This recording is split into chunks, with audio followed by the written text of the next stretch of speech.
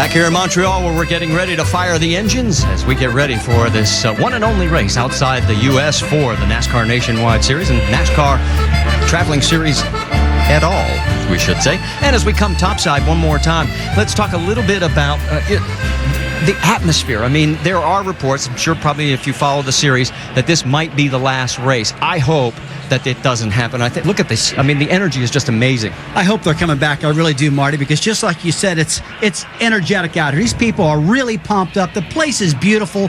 And look, we've had some bad luck here with rain and things like that, but not today. Today it's beautiful. This crowd is amazing. The track is going to be great. It's going to be fast. There will be wrecks, but it's going to be exciting. I hope we stay here. Let's flash back a couple of road course races ago at Road America. We learned some very difficult lessons, especially guys like Justin Allgaier. Oh, big-time lessons. I mean, these guys, and I think what they've learned, they can't gamble on fuel. Be ready for about 3 green-white checkers, the max allowed. I mean, look at Justin Allgaier. I think he's got this thing won at Road America. Runs out of fuel late in the race. They cannot gamble on fuel, Ricky. You're right, Rusty. One of the ways that you save fuel is under caution. You can push the clutch in and coast downhill, or even shut the engine off. You can save a considerable amount of fuel. Problem is, there's no downhill here on this track. It's completely flat. I don't know how they're going to save fuel today, Rusty. Well, in the other key area, starts and restarts. Yeah, restarts are a compromise. The drivers have to be very careful, very delicate, and if they aren't careful and delicate, they could suffer a self-inflicted wound. You watch these turn 1, turn 2 entries. Very, very difficult to get through there by yourself. Try too wide. And they sail them in there, Ricky, and they get hot in the corner, run off course, get through the grass, and get all over the place right here. And we're going to see this restart after restart. I haven't seen very many clean restarts at this track. These guys are aggressive. The track is narrow. And because of that, they get really, really uptight, get on the brakes hard, come to the gear shifter. This is one of the most aggressive racetrack, crashing-prone places I've ever seen. But it's exciting to watch. All right, let's take a look now at our onboard cameras as we've got the total of 8 of them. And you can see that there's Elliott Sadler in the One Main Financial Chevrolet. Danica Patrick, of course, across the top. Justin Allgaier in the 31. We'll be talking a little bit more about Justin in a matter of moments. Reed Sorensen, of course, in that points championship battle along with Sadler. And, of course, our points leader, Ricky Stenhouse Jr. And then Scott Speed in the number 33, and a specialty camera on him as he's got a foot camera, as also Carl Edwards, Stephen Wallace, and Patrick Carpentier in his final race. He, too, has a foot camera as well, so we'll be able to watch that heel-toe action. Let's go trackside and fire him up. Et maintenant, pour prononcer les paroles que tous les amateurs de course attendent impatiemment. And now, to say these words you've all been waiting for. À nouveau accueillant le président, chef des opérations de l'UAP. Let's welcome once again the president and CEO of UAP, Monsieur Robert Atem. Il vous écoute, monsieur. Conducteurs, démarrez au moteur. Drivers, start your engines. Fire them up. All right, fire them up, bud. I'm fired up, man. Go ahead, fire it up. Fired up. Just the one. Bring it up. Bump it off. Fired up. Fired up. Fired up. Fired up. All the way around here through 2. So driving right. Well, I can tell you, the engines were the only thing we had to fire up because the fans have been fired up. We're fired up, and we hope you are as well. Our in-race reporter is going to be Justin Allgaier, the man who had all the misfortune of running out of fuel back at Road America. We'll talk to him when we come back here to Circuit Gilles Villeneuve in Montreal, Quebec.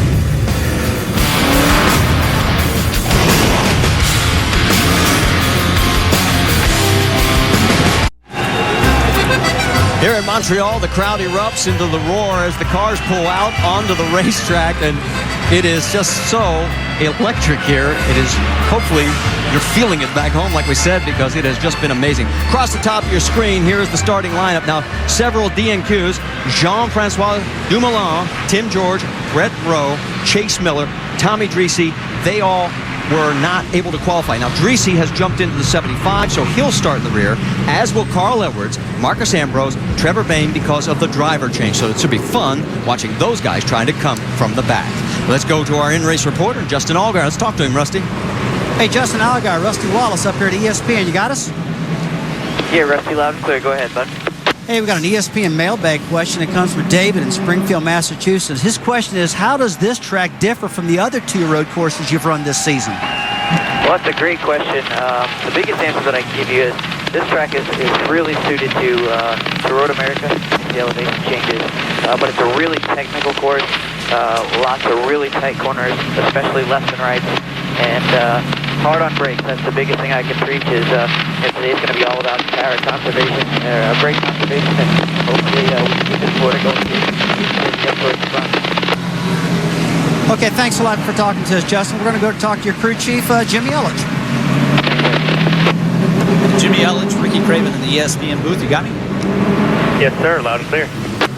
Hey, Jimmy, there's a lot to think about on this road course, but nothing more important than preserving the brakes. Now, will you have to coach your driver today to save those brakes? Yeah, absolutely. I think, it's easy, as you well know, to get caught up in racing hard, and that's what Justin's going to do and want to do all day long. But the name of the game here is going to be conserve brakes and, get your fuel mileage numbers and readings early on in the race and figure out when you can get to that get-home lap and make sure you got brakes for once you get to that point so you can race really hard at the end. Yeah, sounds great, Jimmy. Thanks a lot for your time. Have a great race.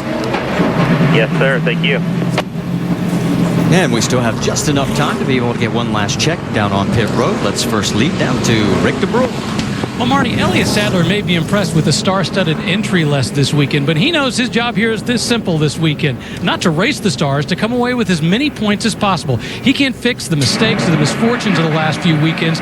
He knows he has to go for points. And it's especially important, he says, to know who you're racing on the track. If it's somebody you're duking out for the championship, well, definitely go for it. But if it's a one-off guy, well, you don't want to go and do something that ends up taking both of you out, especially with a guy who isn't concerned about the championship. Jim Noble? Well, Rick, today is the final act in the 27-year career of Patrick Carpentier. He plans to retire after this race, and what a career it's been. 5 kart wins, even won a Sprint Cup pole a couple of years ago in New Hampshire. Patrick has a 10-year-old daughter, a 5-year-old son, simply wants to spend more time with them, but what a way it would be to go out with a great performance here in his home province of Quebec. Over to Shannon Spake. Well, it's the first time in Nationwide Series history 2 Canadians are starting on the first row. And while Jacques Villeneuve's looking to win a race here at the track named after his father, it's actually Alex Tagliani who's driving the number 12 car. That is the same number car that Gilles Villeneuve drove to victory lane here at Montreal in the very first race held back in 1978. Now, Gilles Villeneuve was a huge childhood hero of Alex Tagliani. In fact, when Tagliani was 9 years old, he wore a shirt of Gilles Villeneuve. Wore it every single day, he told me. He made his mom wash it every night. In fact, it faded by the end of the season. Now, the crew guys on this team, they've taken that picture and they have taped it to the inside of Tagliani's car so that he can look at it during this race and know exactly what is on the line here. Marty? Inspiration, to say the least. Thank you, Shannon. Let's also flash back to last week, because if you remember the nationwide race, several teams had trouble in pit road. How about Jimmy Johnson? Fuel can goes for a ride. Didn't happen just to him. It was also several other cars, including Jason Leffler in the 38. Hold on. No, couldn't quite get it. And the 01 of Mike Wallace, not only did can go outside the box, so did the fueler. Well, that brings us to Sean Pete. He's going to be our over-the-wall reporter. Sean, the Jackman on the number 32 of Reed Sorensen. Sean, any chance we're going to see that same kind of problem this week? No, I don't think so, guys. I think the angle's a lot better on the car. This is just like riding a bike for these guys. So, I mean, they make that job out to be harder than it is anyways. It's, I mean, they got to stick the can in the car, and that's about it. So, so they do a great job. It should be easier for them. Like I said, all they're doing is north of the border, so they should be fine. All right, thank you very much. As you guys be safe down there today. Of course, we should point out Sean is from Vancouver, British Columbia. All right, word on the 16 down on pit road. Shannon, what's going on? Radio problems already, Marty. We told you, we obviously documented Trevor Bayne making it to the track from Michigan. He went out onto the track for the laps, the first couple laps, and he could not hear the crew, so they brought him down pit road. They told him to stay here until they get the radio fixed, because obviously communication extremely important, especially here in Montreal, and he is now down and away, guys, so it looks like they may have gotten that fixed. We'll definitely keep you updated if anything should happen. And as we pointed out, he will be starting in the back of the field anyway, so no harm, no foul there. And how about Carl trying to get some adjustments today? Now, Billy Johnson qualified this car. Yeah, Billy did a good job qualifying it, but Carl, we've seen him win in this car here before. He's making some final adjustments. He's in the car now. He's belted in safely. He feels comfortable, just some last-minute changes. He's going to have to start tailback no matter what. So this is no harm, no foul. They can take his time and be careful about everything he's doing. Rick. Yeah, they want to get it right because it's the only opportunity they have, Rusty. He's rolling off pit road now.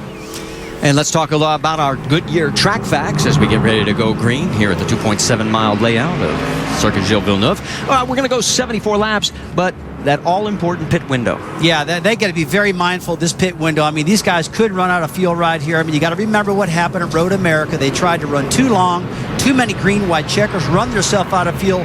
These cars can run about max 27, 28 laps. This is the window we pick, Ricky, 25 to 27 laps for our fans. Yeah, they're going to be safe. Now, keep in mind, they qualified 3 laps, 4 if you count the cool-down lap, and then they have these 2 warm-up laps. So their pit window on that first stop will be inside 19 to 20 laps instead of the 25 to 27. A lot of calculating here on this 2.71-mile track. Well, you want to talk about calculating? Let's talk a little pit strategy. Stephen Wallace in the 66. Jim Noble, what are you hearing? That's right, Marty. Just checked in with Doug Randolph, the crew chief on the 66. He is going to bring Steve Wallace down pit road on lap 4.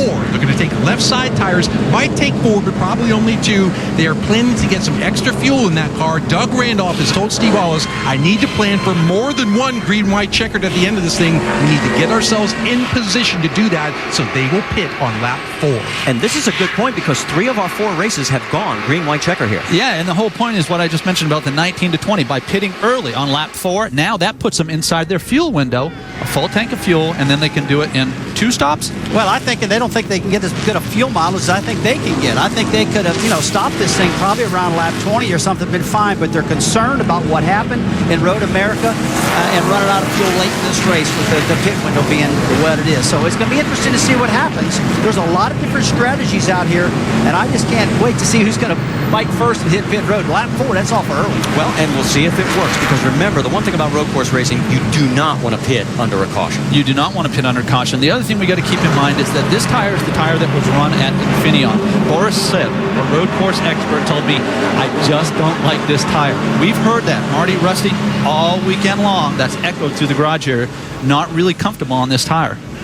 There you see from high above. Now to the right there, that is the rowing course that was used back in the 1976 Olympics. It is still in use today, and it's a perfect rectangle as we pull back. And they're getting ready to come through the last couple of corners. This is that one trouble area that Rusty was pointing out. Turns 13 and 14.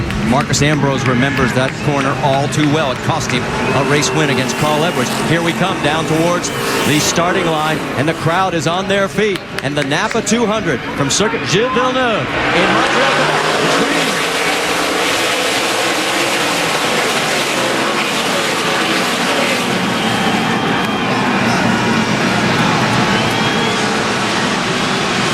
See exactly why Villeneuve took the inside, that right side. He chose driver right for the start of the race. That was not the perfect line for turn 1, but it set him up great for turn 2, which is the high-speed exit. Yeah, that was really good turn 2 exit, but I will tell you, when the restarts start happening, guys, that's going to be different. These guys are going to bomb down to that corner. They're going to get real aggressive. They're being very, very kind to each other on that first corner, I can promise you.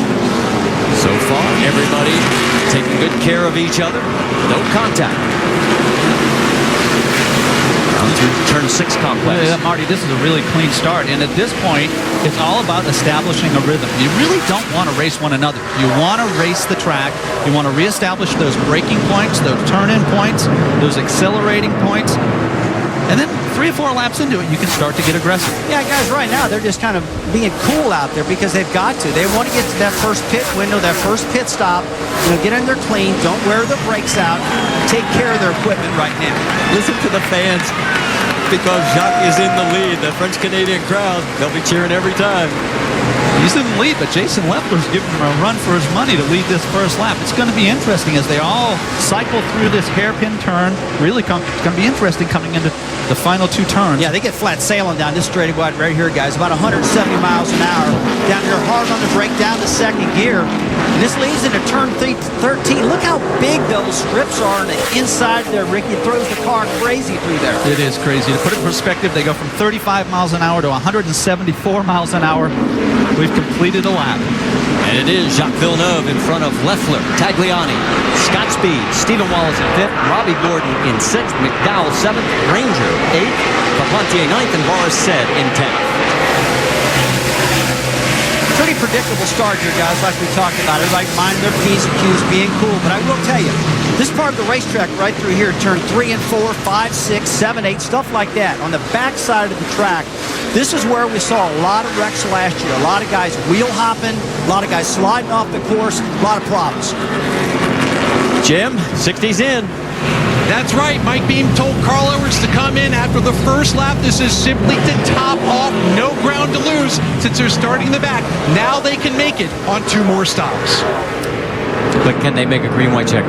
Well, that's another great question. They'll deal with that when they get to it, Marty. But it's all about getting back those 3 or 4 gallons they lost qualifying and warming up at pre-race. So they end up stopping even sooner than your son Steven's going to. Oh, well, Trevor Bayne spins it. Now remember, he was at the back of the field, so if he can just keep it fired and get back into it, he'll be all right. And Trevor didn't have a lot of practice time, did he, this weekend? So, you know, it's hard to get out of a car at Michigan. You got 200-mile-an-hour corner entry speeds at Michigan, then you fly over here and you start this race. We watch him sail down in the corner.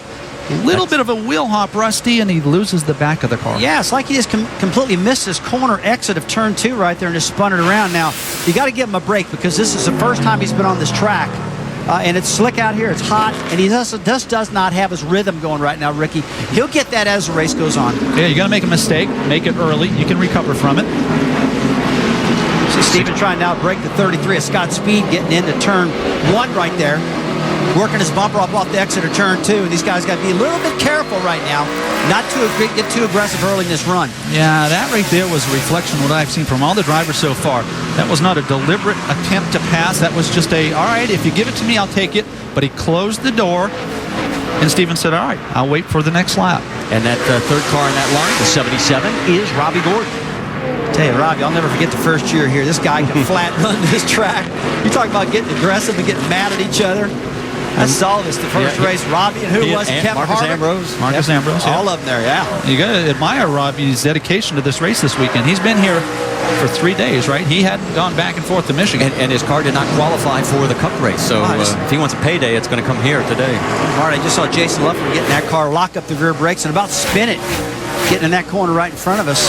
That's the indication of what Tim Brewer was talking about when he was talking about brakes. Too much rear brake. If you get that, you can wheel hop and slide the back of the car in the corner. That's what we just saw the 38 Leffler just do. Rusty, the brake specialists here are telling me that there's 4,000 pounds of clamping torque on these brakes. That's 8 times the torque that you got the rear wheels. Just to put it in perspective, these tires are abused more, 8 times more on braking than they are on accelerating. Yeah, to double that. Later in the race, guys, the brakes are really going to start fading. They're going to get bad. Okay, here we see Alex Tagliani hit pit road right now for his stop, guys. So he's coming in at the conclusion of lap number 3. So he, too, is going to take advantage, top off early, get some clean track, and get back out. And that's the best point right there, Marty. I don't think that there's a lot of risk here because, as you said, they have clean track when they leave pit road. They're by themselves. They can focus on the racetrack, and they can run faster than if they were in traffic. Well, he was having difficulty trying to get back around Jason Leffler. And Shannon, you're in the 12th pit. Yeah, guys, the call is for fuel only for this number 12. We're seeing this strategy start so early in this race. They're also going to clean the grill as you see them trying to work on that right now. Alex Tagliani driving the number 12 car of his childhood hero is down and away, guys. So he has made his first stop as we have completed 3 of the 74 laps here at the circuit Gilles Villeneuve. And it is his son Jacques out in front. He's led every single lap so far. He's opened up a 1.8-second lead over Jason Leffler. And let's talk a little bit about Marcus Ambrose because, of course, he had the big win last week at Watkins Glen in Cup. He has already picked up 18 spots. He's 27 here on the track. Welcome back to the Napa Auto Parts 200. Make sure to go to NASCAR.com for all your latest NASCAR information. You're looking at race leader Jacques Villeneuve as he goes around the 89 of Morgan Shepherd. Morgan is the first car to go a lap down. 2 have pulled off. Jeff Green and Eric McClure are behind the wall. Behind Villeneuve, it's Jason Leffler, but 3.8 seconds behind. Marty, you got Jacques Villeneuve running 3/4 of a second faster than the second and third place cars. Maybe you just throttle back a little bit. We know you have to save brakes. I've never seen anybody drive deeper in the corner than Jacques Villeneuve. This would be a good time for the crew chief to come on and say, all right, time to roll out of it a little bit, save me some race car. And Marcus Ambrose is in early. Shannon? Guys, remember, Owen Kelly is the driver who shook this car down practice and qualified. Ambrose is saying that the rear end is a little bit lazy. They made a track bar adjustment and fuel only. And Owen Kelly, a childhood friend, they actually raced together in the V8 supercars in Australia. A little bit different build size, but knows his style very much and did a great job qualifying that number 9 car. Very good replacement for Marcus. He's got a lot of understanding. He respects what the guy did in his car. They're good friends, so it was a good choice to put him in there. Let him qualify and get ready. How about this little action taking place back in the field there as the 99 of Patrick Carpentier has Ron Fellows, a former winner here, all over his back bumper. Yeah, a couple of great Canadian racers. And Patrick Carpentier told me prior to the race, as he's battling for 8th place here, if I win, I might have a press conference Monday saying I'm out of retirement. Other than that, I'm done. I'm going back to Las Vegas and run my construction company. Well, and Fellows looks like he is going to get around him as did Carpentier peel off. Yes, he has peeled off to head for pit road, so that makes a good reason why he would be slowing down heading in, because that's the entrance to pit road right there at turn 13. Marty, I'm very, very surprised these guys are all pitting this early. A lot of them are just concerned about the fuel mileage. They're getting about 3.7 to 3.9. They're thinking now at the Glen and Road America, they were getting up to 4.2 miles per gallon. A lot of nervous guys. Jim, here they come. That's right. Patrick Carpentier pulls in. They're going to clean off the grill and top off fuel. Nothing more than that. Patrick says he likes the race car. He's a little free. Other than that, he's happy with that number 99 machine. Over to Shannon. It's going to be prevent and defense is the motto for Ricky Stenhouse today. Looking for that championship at the end of the season. It's going to be fuel only. They're also wiping the grill and Sunoco fuel. Rusty, I was doing some math. I understand your point, but I have these guys coming up 4 laps short. In other words, if they don't make this early stop, I see them going to lap 70 and having to pit a 4th time. I think they're just trying to get inside that window to make it a total of 3 stops for the race. Well, I guess I like to gamble just a little bit more than most of these guys. At the midpoint of the race, I feel like there's going to be some caution flags. These cars can make some fuel under caution laps. Yeah, that's a good point. And right now, they're not gambling on anything at all. It's got to be from being scared at Road America from what happened there. And Ricky, I get a particular on this because the guy sitting in between us didn't even know his own car was coming in on lap 4, and he did. Well, I do like your point. It's the time of year where you don't gamble. These guys are battling for a championship. They're going to be conservative. As you see, Jacques Villeneuve follow suit with everyone else, hit pit road, top off with fuel. So he's going to surrender the race lead that he has held for all 6 laps, and he brings it in to pit road, and that means Jason Leffler is now at point ahead of Scott Speed, Robbie Gordon, and Michael McDowell and Andrew Ranger. Shannon? As you guys see the 22, Jacques Villeneuve, your pole sitter, he's on his way to pit road. It's going to be fuel only for Jacques. Now, I did speak with his crew chief. He told me one thing they were really concerned about this weekend was the brakes. We know from past races, Jacques Villeneuve is very aggressive on those brakes. They have a lot of air moving to it to keep them cool. Guys? We can also tell you Eric Almirola is in pit road right now, so he too getting service. But Jason Leffler, who in 16 prior road course races, his best finish is 6th. He's running out front right now. Rusty, you mentioned it during the countdown to the green. He's done a great job these last 3 days, and he's having the run of his life as we watch Jacques Villeneuve get back up to speed after coming off a pit road. Danica Patrick right in front of her. She's doing a solid job. We mentioned Danica Patrick. Let's get an update on her situation. Rick DeBrule. Yeah, it's interesting because talking before the race, Tony Uri Jr. had talked about the potential to bring Danica in at 4 or 5 laps. They were saying basically that they probably need a fuel strategy race to make any kind of a substantial dent and move ahead, as opposed to being sort of a 10 to 15 kind of finish. But they're a little bit earlier in the race. They were talking to her, making sure to remind her that she needs to save the brakes to turn on those blowers for the front brakes so she doesn't wear them out, so she can keep racing the entire time. Well, to give you an idea, she's running 17th. Villeneuve has already taken his pit stop. He's running 18th, guys. That's how fast he was. Rusty, are these drivers so worried about brakes because they had it hammered into their heads all week long? Are they so concerned that they're being conservative on the racetrack? They are. They know that this track right here is the hardest track on the entire circuit. It's harder than the short track we've got at Martinsville, Virginia. That's awful hard on brakes. It's harder than any other road course they run. And it's drilled in their head. They can't burn them up. They got to be careful, and they got to cool them down, Marty. Well, those top 5 have not made a stop. They're leading in lap number 9 of 74 at Montreal. Back here at Montreal, the second and third car on your screen are the race leaders. That's the 38 of Jason Leffler and Scott Speed right behind him. They're going around slower traffic as they get past the 51 of Jeremy Clements. And there you see the 77 also in this mix. That's third place, Robbie Gordon. Gordon gets hung up a little bit through that corner. Now, on the left side of your screen, this is the onboard camera from the 33 of Scott Speed. Now, left foot on the brake, right foot on the gas. He's a two-foot driver, and he's using the accelerator to not only accelerate off the turn, but to help get the car to rotate. Watch him tap. That's matching his revs so we can downshift. Again. Now he's going back to the accelerating off the corner. Got an upshift. Goes left foot resting on the brake. These guys are running pretty hard right now, Rusty. I'm not sure I'd be running this hard this early, but Scott Speed might be auditioning. Listen, he doesn't have a full-time job like Jason Leffler does, so he's looking for some more work. Well, it's pretty hard to tell a race car driver to slow down when they're really trying to, get up there and put a good show on, lead a lap, and run up front. Although I think, in my opinion, that's what you got to do here. I mean, you got to save these brakes. And right now, they're not saving the brakes. But, hey, again, they're racers, man. It's hard to pull the rein on them and slow them down. Robbie Gordon in the 77 going underneath the 13 of DJ Kennington. And, you mentioned Scott Speed looking for a ride. This is his first nationwide start since Homestead of 2009. Yeah, I got to go back to Rusty's point. He says it's hard to pull back the reins on these drivers. So I went back 10 years ago when we raced together. I never saw him slow down. He burned the tires off him, and he ran like a rabbit. Okay, I get it.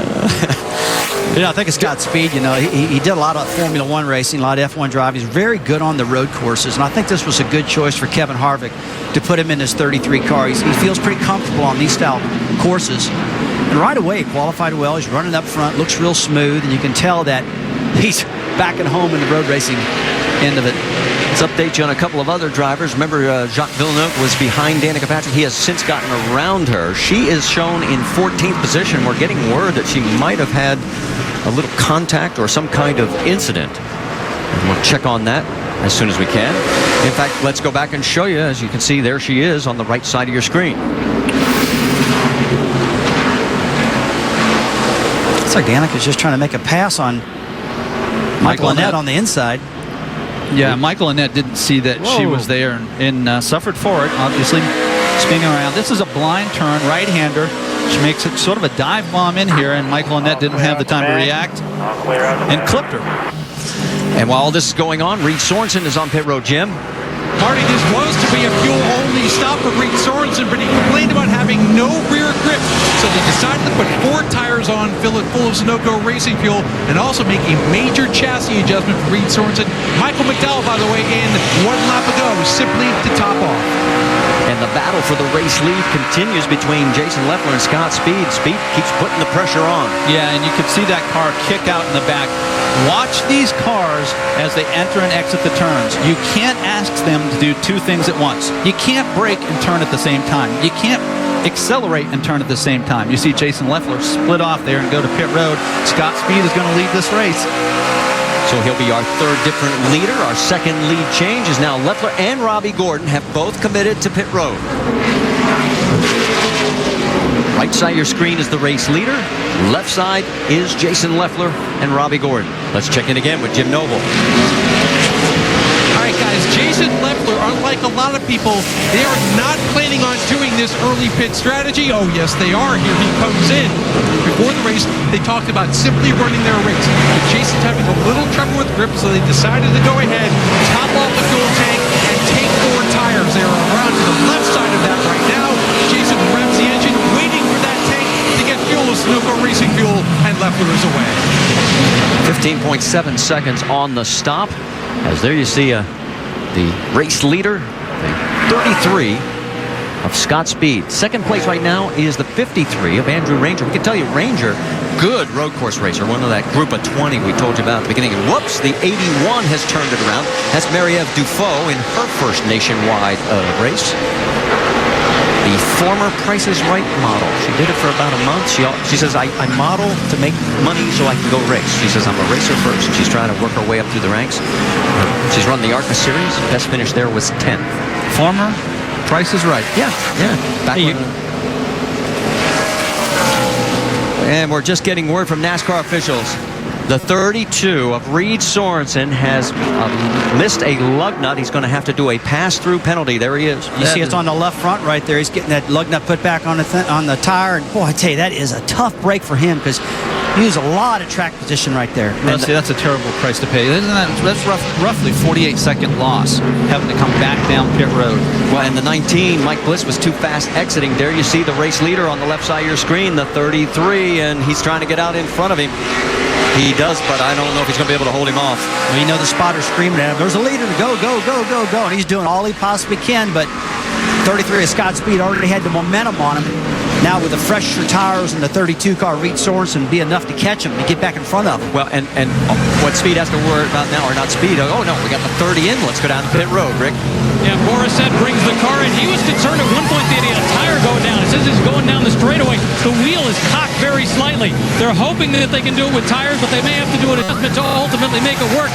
They're putting on 4 tires and fuel. Jim Noble? It's a 4-tire stop for Ron Fellows. They're waiting to get that car full of Sunoco racing fuel. Remember, Ron Fellows scratched the wall yesterday in practice. They had to kind of massage the right side of that number 5 car. Thus far, not complaining about the handling as Ron Fellows heads down the end of pit road. See him coming into turn 10 right here. This is a great place to make a pass. But late in the race, coming into turn 10 there, we've seen a lot of guys wheel hop and run off course right there. And it's because later in the race, they start losing their brakes. They get hot. The efficiency is gone. The tires are slick. It really gets to be a big problem into turn 10. It's about braking straight, and these things will slow down pretty good if you're straight and get all your braking done and then turn in. But if you try to drag the brake into the corner, Rusty, you're going to kill the tires. Whoa, and another spin on the 81 of Marie-Eve Dufault. So twice she has been around. That is a bit of a precarious position. She turns back out as she is right now. Hope nobody comes around the corner. Look out, boy. This could get ugly. Not a good idea. Oh, man, no. Oh, this. He just gets clipped. That is a rookie mistake right there. You don't back across the track. That was a tough one right there. And Trevor Bain did a great job missing her. But I do think he got just a little bit of damage, Marty, on the right side of Trevor's car. It could have been a lot worse. He didn't panic. That was a tremendous job by Trevor. Full course caution, our first of the day. We'll go back and show you. And there is the damage on the 16. Flat right front tire. Yeah, I saw when he came by, he got clipped just a little bit. Listen, doesn't look like a lot of damage. You see her spinning back here into the grass. She got a little bit of help. No yellow at this point. And then this is where it gets really testy as she moves back across the track. Yeah, she needed to turn the wheel all the way to right and spin around right here. But that is one of the toughest spots, a blind corner right there, Ricky. I mean, she's sitting there. These drivers can't see her coming around that corner. Ooh, look at this. Boy. Let's watch Trevor. Whoa! And finally, you see, and up here they use a blue flag for a corner-only situation, and then the yellow comes out when NASCAR says, okay, this is way too dangerous. It's about as good as that could have ended, folks. That was a recipe for disaster. Looked like Trevor nicked her, knocked her back over it a little bit, and Brian Scott was able to follow through in the 11 car and not get any damage. So look at the right front of Trevor's car. A lot of smoke. He's just got to hope that it didn't damage the suspension on the right front corner where the toe out is still correct. So all that track position he gained by stopping early, he's going to lose because he's going to have to come back in. And here's the other thing. The top 7 cars have not pitted. Pits are not open. The 6 is coming down with Ricky Stenhouse. Shannon? Yeah, guys, 2 Roush Fenway teammates planning to come down pit road right now. Trevor Bayne and Ricky Stenhouse Jr. Stenhouse Jr. right about lap 10 started to tell his crew that his brake pedal felt a lot longer than it did last week, and his brakes have really started to not catch as much as they want to, and they're actually running a more conservative brake package here this weekend because of the fact that he hasn't made very many road course starts, and they wanted him to make it to the end of the race. Remember, in the points race, Ricky Stenhouse, so another championship contender taking an early hit. Non-scheduled stop right here. This is a tough deal because anytime you pit under caution, when you come back out, you're going to be the back of the field, and this is not what he wanted. Take a look at Trevor Bayne, guys, coming down. The right front wheel looks pretty straight to me. He's got a flat tire, no doubt about it. He's going to have to beat out that fender, get some clearance, take some time, but I think he's going to be okay. So as he comes in, we'll show you one more look at Trevor Bayne as he was trying to nurse it back. Oh, had to do some off-roading to get back on track after the incident. He cut the right front tire because he clipped. Let me correct one thing. Jacques Villeneuve in 4th place has pitted. He stayed out, but everybody else in the top 7 has not yet come to pit road. This week on baseball's biggest stage, Albert Pujols and the Cardinals look to stay in contention for a division title when they take on the Cubs. It's the Cardinals and Cubs on ESPN Sunday Night Baseball. It's presented by Taco Bell at 8 Eastern. It's also available online at ESPN3.com. Under our first caution here at Montreal, Quebec, as the 81 of Marie-Ève Dufault got turned around, collected the 16 of Trevor Bayne, and the 6, our points leader coming in, Ricky Stenhouse, has had multiple trips to pit road. He is shown right now as the last car on the lead lap as he is hanging on to that position. And right now, the 2 of Elliott Sadler running in the 3rd position, but yet to make a pit stop is your new points leader. I saw Ricky right before he strapped into the race car. I said, I know this isn't your strength. Would you take a 10th place finish right now if I were to give it to you? He says, absolutely. I was wondering what you're going to say about that. There's your Nationwide Series points, 1st, 2nd, and 3rd, the way they shake out right now. Still a lot of time in this race. But, for example, Reed Sorensen, he was not in that lucky dog position. That's going to go to 39 of Luis Martinez. Sorensen was the 2nd car, 1 lap down, so he is still 1 lap behind the race leaders. Here comes the 33 of Scott Speed, Allgaier, Sadler joining as well. So Jacques Villeneuve, who came in earlier, is going to inherit the race lead. Unless he decides to stop again. Boy, do we have a mix of strategy here. This is confusing for me. I don't know about you guys, but it's going to get really interesting. We're going to get out of Rick. He's with the 2 team. Yeah, he was saying, Elliott Sadler was saying a little bit earlier that he needed more rear grip. They were also talking about saving fuel. What a great job he was doing in saving fuel. The goal here to put in 4 tires, put in some Sunoco fuel, no major adjustments. They were very happy with the way he was saving fuel. Jim? 4 tires and a full load of racing fuel for Scott Speed. His only race for Kevin Harvick Incorporated this year. Big audition day for Speed. He knows a good performance here will go a long way in securing a job for next year. Shannon. Well, there's Danica Patrick as she is making her first pit stop as well. And as we mentioned, that'll give Jacques Villeneuve the race lead as the rest of those cars that did not pit earlier, as we see the race off pit road. Elliott Sadler, in fact, we were talking with Elliott yesterday, and we were talking about the 20 road course specials. He goes, I'm not in that list of 20, am I? And I said, not yet, but you're on the cusp. Elliott, he says, I'm trying. You're 21st. Yeah. That helps, okay? More repair work going on, the 16 at Trevor Bayne. And Marty, it's fairly important on his road course, just like any other racetrack, to try to get the shape back in that right front fender for downforce, so the car will stay turning good, stay stuck to the front end. You got to remember, down this long back straightaway, it's awful long. If you got a car that's tore up in the front end, you're going to lose a lot of speed. So they're doing a good job trying to fix everything now. Rick, let's check in on Boris Sed's situation. Yeah, this is not going well for Boris Sed. I talked about that problem. They thought they had something on the front end. They're not sure if it's ball joints, if it's a tie rod. They're not sure what it is. The plan was to go ahead and work on it as much as possible. Now, when talking with Boris Sed before the race, he was saying he really was going to be treating this race like an endurance race. He felt the only way to do this was just to do everything you could to stay on the lead lap and be there at the end. So their goal is to do everything they can, get them back out, and hope that they can get them back out. They're working to make the wheels straight. They're doing work under the hood, but it's a very, very long stop. Yeah, you see that the team has the leading edge, straight edge running down both sides. They're going to try and align the front end as close as they can, but it's not like when they left the shop. They won't get it perfect. Ricky, what's tough about this, I don't see any damage on the body. I mean, I don't know where this toe end problem happened. I don't see the car tore up anywhere unless he hit one of the curbs so hard that it bent the lower ball joint or it bent a tie rod or something like that. That could definitely cause this problem. So if we use this illustration with Trevor Bayne, look, he hit hard enough to get a flat tire. So did he hit hard enough to knock the front end out on that car? Well, he very well could have. He's just going to have to hope that his steering wheel position is back where it was when he started the race. That's the good indication for the driver to know if it's right or not. All right, the work is obviously going to continue on Boris Said's car. And remember all those cars that stopped early? Look who's back in the lead. Villeneuve, Tagliani, Stephen Wallace up the third with Carpentier lurking in fourth, McDowell fifth.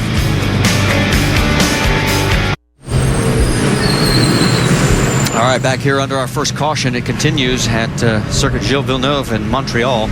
A spin by the 81 of Marie-Ève Dufault. There is Trevor Bayne. He is back out on the track. And Ricky, you were talking about how this is a blind corner. And notice the corner worker, there is no blue flag, that means caution in that corner only. And look at these guys coming around. Trevor locks the brakes up. Look at this. He gets off the brakes just to squeeze through. But that's frightening. That's a blind turn. He wasn't expecting that. NASCAR requires you to have one spotter. And they made it clear to me. After that, Ricky, they're on their own. You could have as many as 4 or 5. Apparently, he doesn't have enough. Trevor does not have enough. Let's listen on the radio, hear what he had to say. It almost died. I got something on the right front and tore off, but it's no wonder I didn't die this time. So that was the scariest moment of my life. So I think that goes back to the number of spotters. He was saying, where were you guys? Yeah, one thing we didn't hear right there. He said, where were you guys at? He was complaining about his spotter not calling him out, that there was a problem right there. We were talking off camera. I said, look, and Ricky and I were talking, Marty, that look, there's so many corners here. You can't cover every single corner. And obviously, in that particular corner, there was no spotter. He was completely surprised by what happened there. I'll bet you there's a spotter on his way now. Yeah. What do you bet? You can see where he started, where he is currently. Let's also reset it for you because the way this shakes out with Jacques Villeneuve taking over the race lead, there are 5 cars that were able to take advantage of the wave around, including Reed Sorensen, Timmy Hill, Mike Bliss, Derek Koch, Jeremy Clements, the others. We told you Luis Martinez got the lucky dog, so that gives us a total now of 35 cars on the lead lap. Only 2 are out of this race, Morgan Shepherd and Jeff Green.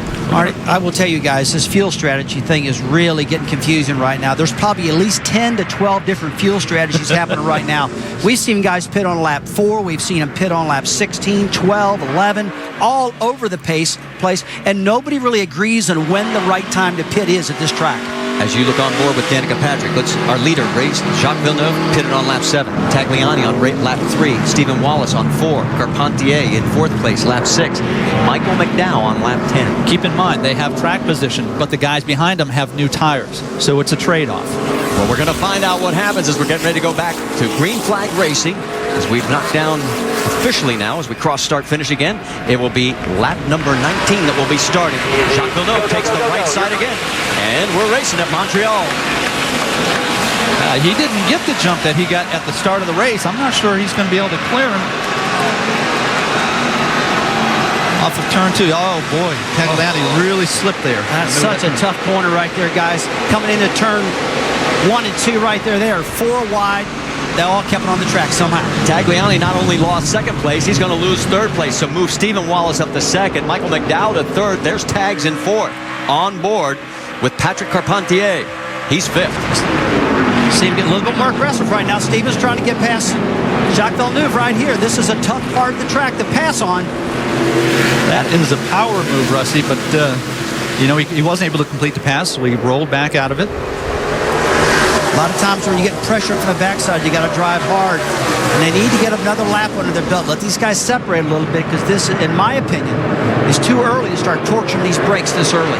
Yeah, everything you take out of these tires right now, you're going to wish you had back in about 20 laps, maybe 15 laps. These cars don't brake as well as the tires start to wear. There's a good zone right here for braking. You see Marcus Ambrose. Yeah.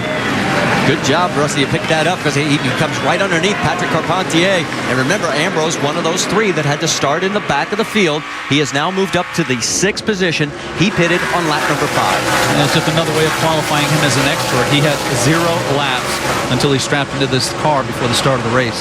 Well, he has unfinished business at this track. He feels he should have won it twice, especially the year that Carl Edwards got him right in the last 2 corners right there when he went over that last curve, pitched it towards the wall. Carl ducked underneath him. You saw Patrick Carpentier hit that curve and really threw him in the sky. He lost several positions just then. And it's really hard on the suspension when you hit those things that hard, guys. Carpentier drops all the way back to 9th. Oh, Ron Gordon really working out the bumper. Jason Lutler right there. See Ron Fellows in the 5 car right on his bumper also. And then there's Carpentier behind them.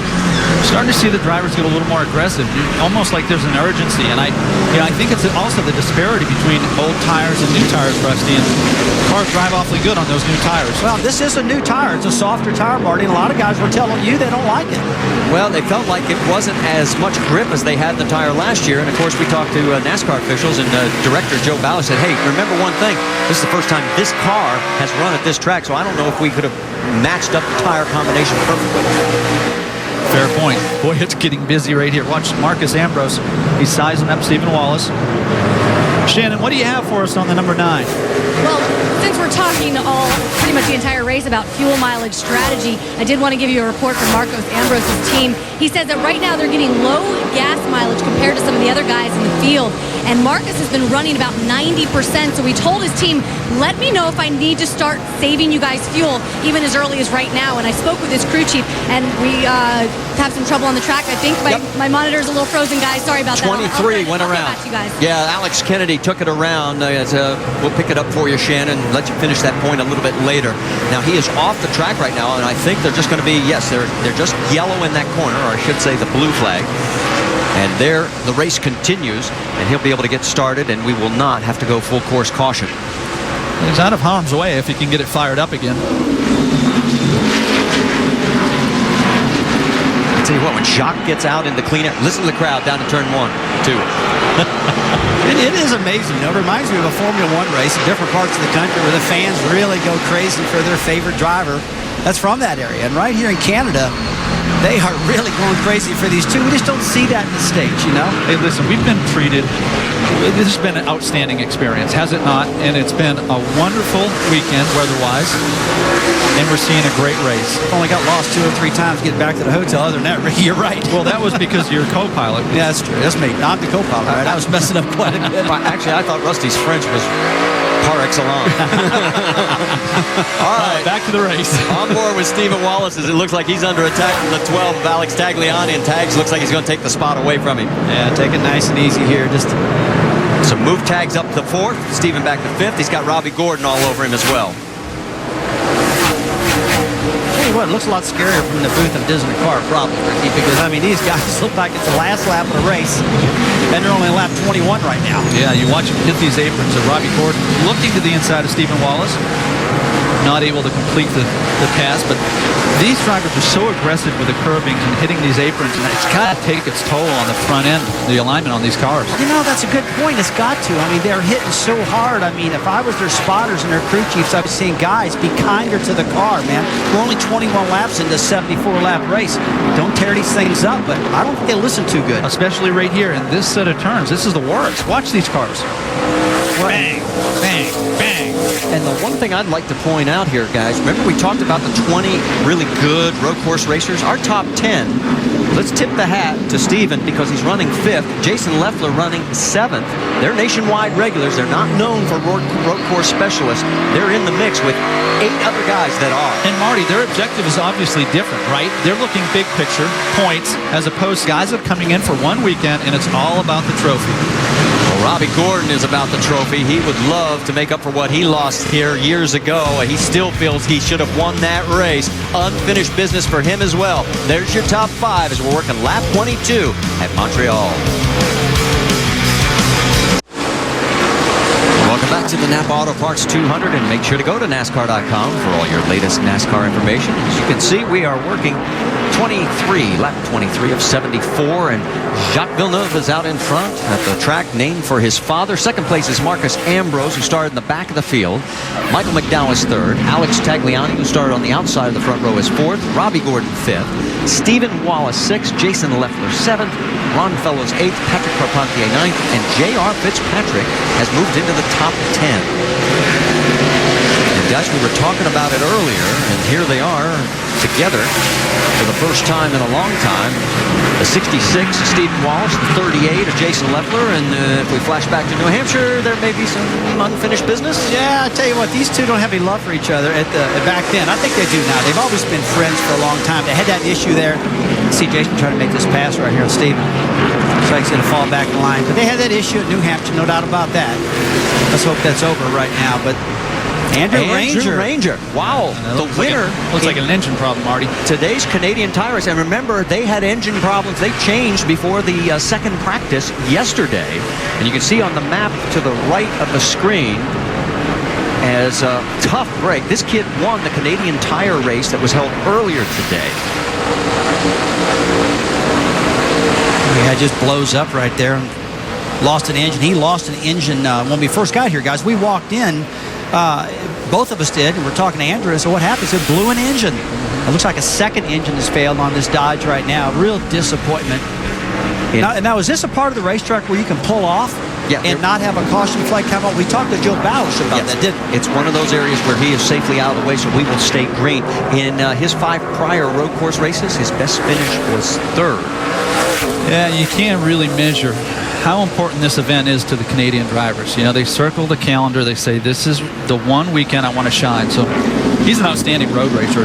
Disappointed for him. Well, this is their Daytona 500, Ricky. That's for sure. That's exactly right. And show the same for Robbie Gordon, Alex Tagliani right here. Guys like that, they know they're really good road racers, and they want to shine in front of this huge crowd, which is estimated over 70,000 people we've heard. The Ranger finished third a couple of years ago. Yeah. Which was very impressive. That was his best. And here comes Danica Patrick in. Rick? Yeah, this is all about fuel strategy. Basically what happened, they just hit their fuel window. They're going to go ahead, put fuel in, no tires. They did work on the left front, trying to pull that fender out just a little bit after a little bit of contact. But this was all about fuel strategy.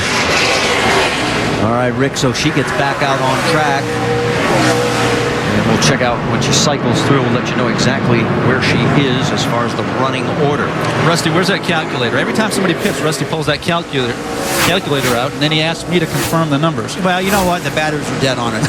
They're dead because there's so many strategies, Rick. We just got to see how this thing plays out. Shannon, what's going on with the 77 down there? Robbie Gordon, very happy with the race car, guys. And this is one driver, he has been completely open about the fact that he truly believes that this track owes him something. He's been in contention to win several times here. His crew chief told me that one thing that makes Robbie so good at this racetrack is his endurance. He knows how to race long races, and while this is only 200 miles, it is tough on your equipment, and Robbie is great at being able to save it to the end. There's no disputing. Robbie is one of the best road racers and has had a lot of success. I think the one downfall to Robbie is that there are times when he's inside the race car, he tries to play crew chief and he tries to play strategy, and you can't do both. But left to driving the race car, I put him up against anybody. In his early off-road days, I have a story that he took Russ Wernemann, his crew chief truck builder, that was his co-driver, took him through a wash area, and they said, oh no, we can't do it. We didn't pre-run this. And he's come across this wash, slams the throttle, they barely make it across. The story goes, Russ got out of the truck and never got back in it again. Robbie Gordon, he's not scared of anything. There's no doubt about that. Hey, look at Trevor Bain coming down pit road right now, guys. This schedule? And let's find out from Shannon Spake. Well, according to the radio, Trevor Bain saying that he has a left rear tire going down. So this has just been a bad day for Trevor Bain. Coming down, they're going to take 4 tires on the 16 car. Okay, so as the troubles continue for Trevor Bain, some of them not of his own making, as we'll keep an eye on how far this will set him back in the field. He came in, he was 47 seconds behind the race leaders. You can see there at the far end of the racetrack right there with Villeneuve, Ambrose, and McDowell. And there you see Robbie Gordon with the number 12 of Alex Tagliani close behind. Yeah, this is looking good for Trevor Bayne. He was up there a long time working on that car, 27 seconds. That's not a normal pit stop, that's for sure. Looks like he might be able to stay out on the lead lap, and yes, he will. And we have, there comes our race leader through turns 13 and 14. Boy, is he lighting them up. He's around a minute 43 seconds compared to, he's a second faster than the second place car, Jacques Villeneuve. Well, let's go back and show you exactly what happened to the 16 that caused this pit stop. Top of your picture. Whoa. Oh, yeah. Just got in the corner too hot and lost it, guys. Just overdrove the corner. Well, the irony is that it's the same corner, isn't it, that he had trouble with? Yeah, but the last time there was a car sitting there. This time it was all on his own. Yeah, the corner kind of get in your head at this point. So you see the damage on the quarter panel. And here comes the 2. And Rick DeBrule's got it. Elliott Sadler brings the car in. They're very happy. There are no concerns about the car. Once again, this is a fuel stop only. No tires, almost stalls, and on the way back out, they're pushing. He's back in and going. Right side of your screen, Trevor Bayne continues. Left side of your screen, here comes one of the championship contenders, Elliott Sadler, out back of the racetrack. Those crew members can only push to the end of their pit stop. Is that correct? I think it was 2 boxes you're allowed to go as far as the push, but no further. We'll double check that to make sure. But there is your top 5 as we're working lap 27 of 74, and your race leader, the hometown favorite, Jacques Villeneuve. Welcome back to Montreal. Green flag pit stops underway. Alex Tagliani pulled the 12 car in. They are going to make a 4-tire change and fuel. Alex Tagliani started on the front row here today, guys. So 25 laps before he made his second pit stop. You can see the 33 of Scott Speed right behind him there in your screen as they come back out onto the racetrack. So Speed also making his second stop. Guys aren't pushing luck too much here. 20, somewhere 23 to 25 laps max are looking at fuel. A lot of different strategies like we talked about earlier going on. How about Robbie Gordon here? A battle for position with the 18 of Michael McDowell. That is for 3rd on the racetrack. Robbie wants it, and it looks like, yeah, he's got it. Yeah, he's giving them the peace sign out the driver's side window, and it's basically just a courteous. Look, you know, you didn't race me off the exit. Thank you. I'll give it back to you later if you're faster than I am. Tell you what, this Robbie's doing a great job. I mean, he is an incredible road racer, but he's had so much bad luck of late, last 2 or 3 years. See, Marcus Ambrose coming in, left the screen pit now, but back to Robbie. This is one of the best runs I've seen him have, guys. Yeah, and Michael McDowell. You got to remember that, you know, Michael McDowell dominated Road America and had a self-imposed mistake. Got to come here feeling like he's got to get one back to the team. Ambrose last pitted on lap 5. Here he is in lap number 29, and he's not happy with the car, Shannon. That's right. We told you earlier how the first laps in this car were when he jumped in and took the green flag. They have been working on the handling pretty much since the start of the race. They made a track bar adjustment on their first pit stop. They're going to continue to work that track bar here on this pit stop as well. It is a scheduled 4-tire stop. It may take a little bit longer than normal, guys, because, of course, they will be waiting for fuel. This is one of the Roush Fenway cars that's fielded out of Richard Petty's shop. They put a lot of focus on this car for this particular event because they know how good it is. Jim. All right, Steve Wallace and Justin Allgaier have both hit pit road. There you see Steve Wallace on the left having a little hard time on the left-hand turns. Car's a little loose. They'll take 4 tires, chassis adjustment, air pressure adjustment, and Steve Wallace is away. 35 miles an hour pit road speed. Right side of your screen, we continue on that battle for second between Robbie Gordon and Michael McDowell. They're chasing that man on the left side of your screen. Jacques Villeneuve, he leads by that margin. Marty, I talked to Jacques Villeneuve earlier. I said, you know, I raced against your uncle, and I've never seen anybody drive deeper in the corner. Well, nobody other than you. This guy is unbelievable in the braking zones, and he's running laps right now still over a second faster than the second, third, and fourth place cars. He won't back off. You see him hit the curbs there. He is so aggressive. And that's what I want to ask you guys. Is he using this car up too much? He's got the best car out there right now. Does he need to hammer it that hard? Well, in my opinion, I think he is overdriving just a little bit much, but you're not going to slow this guy down in front of this Canadian crowd. Like I said, this is his Daytona 500. He's going for it. This guy's going to get it on. And he's probably caught up in that hometown feel, isn't he, Rusty? I think he is. He's caught up. It's like me when I go to Bristol, where I've won a lot at. I mean, I feel so jazzed up when I get there. Jim.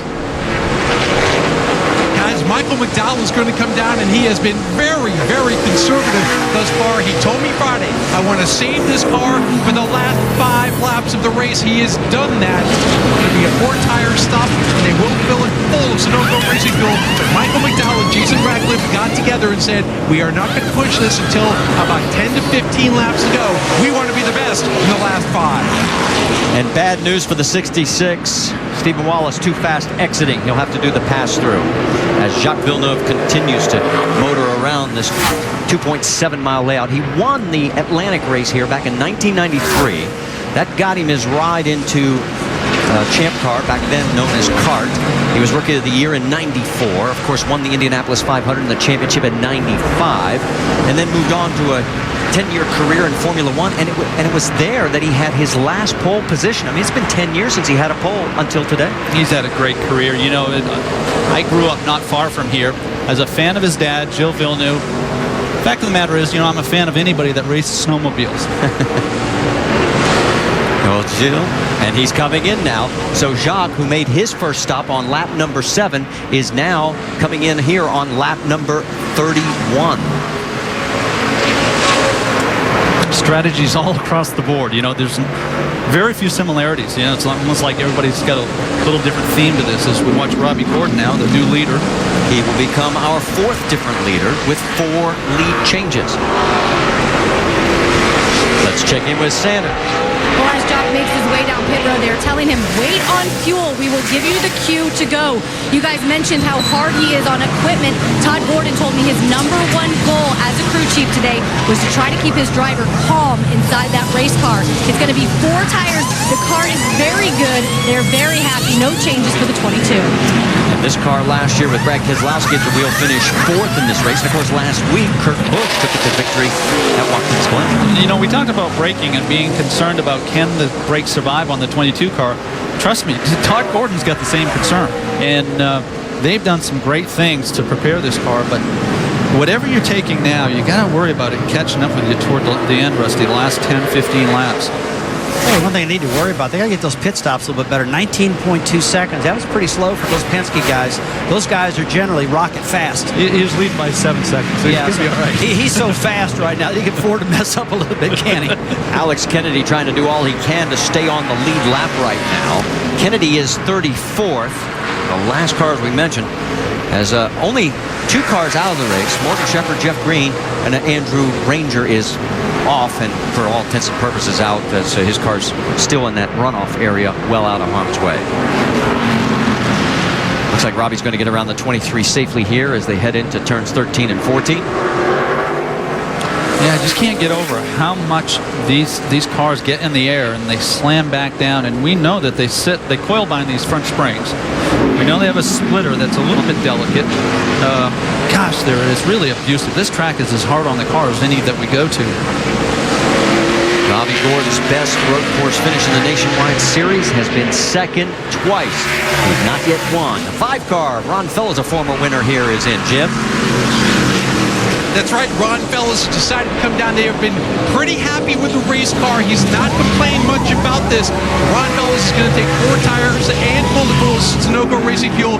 This will get them where they want to be. This was their first big stop of this race in terms of their fuel mileage strategy. As you see, the 2nd can of racing fuel is going in, and Ron Fellows should be good to go, still on schedule. Yeah, he pitted on lap 13 and now again here on lap number 32. There is your race leader, Robbie Gordon. Behind is Jason Leffler by 9 seconds, however, with J.R. Fitzpatrick listed in 3rd here at Montreal. ESPN's coverage of the NFL preseason continues Monday night. Jake Cutler and the Bears take on Eli Manning and the Giants. It's Monday Night Football, preseason action on ESPN. Monday at 8 Eastern, and the coverage begins at 7 Eastern with Monday Night Countdown. Back here at Circuit Gilles Villeneuve in Montreal, race leader Robbie Gordon has 11-second margin over Jason Leffler. Now, got to remember, everybody's on different pit strategies, but Gordon and Leffler both pitted on lap number 12, and Gordon's opened up a 11-second lead. In fact, let's go up to speed with Nationwide Insurance and pick it up with 2nd place. And how about it, Jim? Jason Leffler has been running pretty good. In fact, he really needs a good run, Marty, because he is trying to get back on track of only one top 10 in 4 starts here. Now, a big issue for Jason Leffler was taking care of his brakes. They talked about it all day Friday, that he and crew chief Eddie Perdue. But there's been a problem. Take a listen. The brakes are gone. Take care of them, bud. Take care of them. That seems to be the issue with a lot of these teams here. You can say you're going to take care of your brakes, but taking care of them in the heat of battle is a whole nother deal.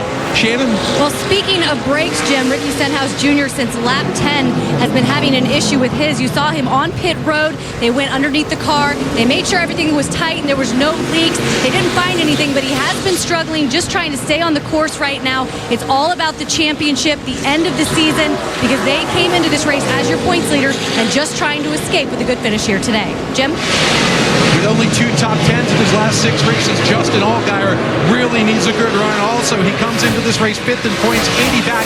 Now, he says he's not good at fuel mileage races, but remember, he did win a fuel mileage race essentially in Chicago earlier this year. Of course, he did run out of fuel at Road America. Justin Allgaier right now just trying to keep his car underneath him and save fuel. Rick? Danica Patrick, it's all about fuel strategy. They knew going in the door that they were going to have to do their best to try to manage the fuel. They pitted, so I think they're in a situation now where they think they may be able to go the rest of the way in one stop. It's all been about coaching so far. They've been talking to her on the radio, making sure that she knows where her lap times are and that her lap times are just fine. So it's all about coaching her through this. Remember, this is her first nationwide race on a road course. Jim? Jason Leffler has come in. We told you about his brake issue. Not a whole lot they can do about that right now, or they will pack that car full of fuel, send him on his way back on pit schedule. Shannon. Robbie Gordon, guys, just over the radio saying that he is out of fuel, but he was able to get it started. As you see him on the racetrack right now, just maintaining, coming down pit road for a pit stop. Guys, he's been out there for a while. His last pit stop was right around lap 12. So as you see, Robbie Gordon's going to have to come down for fuel. In fact, Gordon has slowed markedly. In fact, he stayed out 1 lap too long, guys. He is shown right now in 12th position. Yeah, I just don't understand that, you know, that you can't have those types of mistakes, particularly on a road course. So he pitted on lap 12, then is pitted here on lap number 35, but he surrendered quite a bit of track position.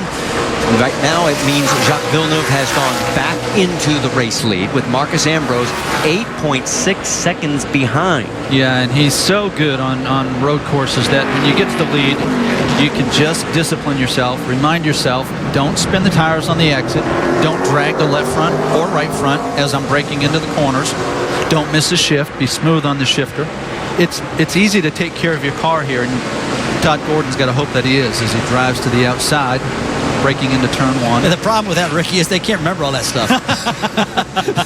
I agree with you. Everything you said is right on, but these guys get all wound up in those cars. They forget half that stuff. It gets confusing, doesn't it? Yeah, it does. So there's your top 5 here at Montreal as we are halfway in the 74-lap events.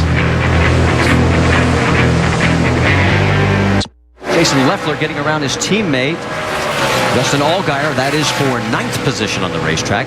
Everybody right now is chasing Jacques Villeneuve, the hometown favorite. He has a 5.4-second lead over Marcus Ambrose. 3rd place is Michael McDowell. 4th place, Alex Tagliani. 5th place is the 97 of Kyle Kelly. Now, we mentioned Robbie Gordon. Right now, he's running in 11th position. We talked about the fact he stayed out 1 lap too long before he pitted. Here's what happened. Fuel mileage absolutely sucks on these motors. 10-4, man. We're P11. We're all right here. Let's keep it up. Good job. Yeah, we're all right, but it's got 10 seconds. You can't give up 10 seconds in racing. Well, and the problem sometimes is self-induced. You said yourself earlier in the race, he has a tendency to want to play crew chief while he's in the car. Well, Robbie's such a talent on road courses, but sometimes he just thinks too much. But I got to tell you, he sounds like a typical race car driver. Fuel mileage sucks with these engines. Okay, if that's not the problem, then the driver comes back and says, I need more horsepower. You can't have both. Well, let's go back and show you what happened on the pit stop, because the 10 seconds extra he's talking about that they lost on pit road, we can show you. Yeah, right now he's coming down pit road. He ran out of gas coming down pit road. Seen him going over to the front of the car here after they put this tire on. Watch this. He grabs the fuel, puts it down the inlet there, trying to get fuel to the carburetor. Trying to get fuel to the carburetor. It's fueling right now. The car still won't fire. Trying to get it running. Making a normal pit stop here, but this thing is taking forever. This pit stop's almost 10 to 15 seconds too long right now, guys. And you see the tape right where the jack is. That's where the left front tire is supposed to be, okay? So Robbie went deep in his stall. Why did that happen? Because he's preoccupied with running out of fuel. It just causes confusion. And he is now 27 seconds behind the race lead. Because of one misjudgment. And that causes a driver to really overdrive and get frustrated. They got to calm him down because he's a good driver. He can still win this race, guys. We're only about halfway through, a little past halfway through right now. Let's check in on Scott's speed in the 33 and the 5 of Ron Fellows. They are running 5th and 6th on the race course. They are about 17 seconds behind the race leader. And this 5 car, Ron Fellows, Mr. Smooth, I call him. Every time I see him on a road course, not making mistakes, keeping it on course, smooth shifts, does everything right. This guy has just won everything in the country. Done a lot of things. Now he's even a track owner, I hear, Marty. Yeah, owns part of Mosport, is that correct? Yeah, he's part owner in Mosport up here in Canada. In fact, speculation is that if this race were to leave, that the folks at Mosport would like to get it. And Ron has said, no, we'd like to add a second race in Canada. He wants to keep this race here in Montreal, as do every driver we talk to. Yeah, it sounds like he's got a lot of money. Every car owner or every car driver that has a racetrack that I know of has a lot of money. Don't you have a drive? I was wondering where you're going with that. I mean, that's a good way to get yourself in problems, too. But there's some real good ones, and there's some ones not so fortunate, that's for sure. Let's check in on what's going on. We got action there with the 39 of Luis Martinez and the 7 of Danica Patrick. Danica gets around him. She is shown right now in the 11th position, but remember, she has a stop still to come. A lot of different fuel strategies, and we'll keep you up on that. And there's Carl Edwards. Haven't talked much about Carl today because he's been working his way up through the field as well. Yeah, he's been getting through these. Right now he's in the 12th position, running respectable lap times. Not the fastest lap time. That last time by a 105.03. And there's been a lot of 103.30s. Alex Tagliano just knocked out the fastest lap so far that time. Him and Villeneuve have really been flying throughout this race. Well, you look at Carl Edwards right there. His last pitted on lap 27. Jim, what are you hearing?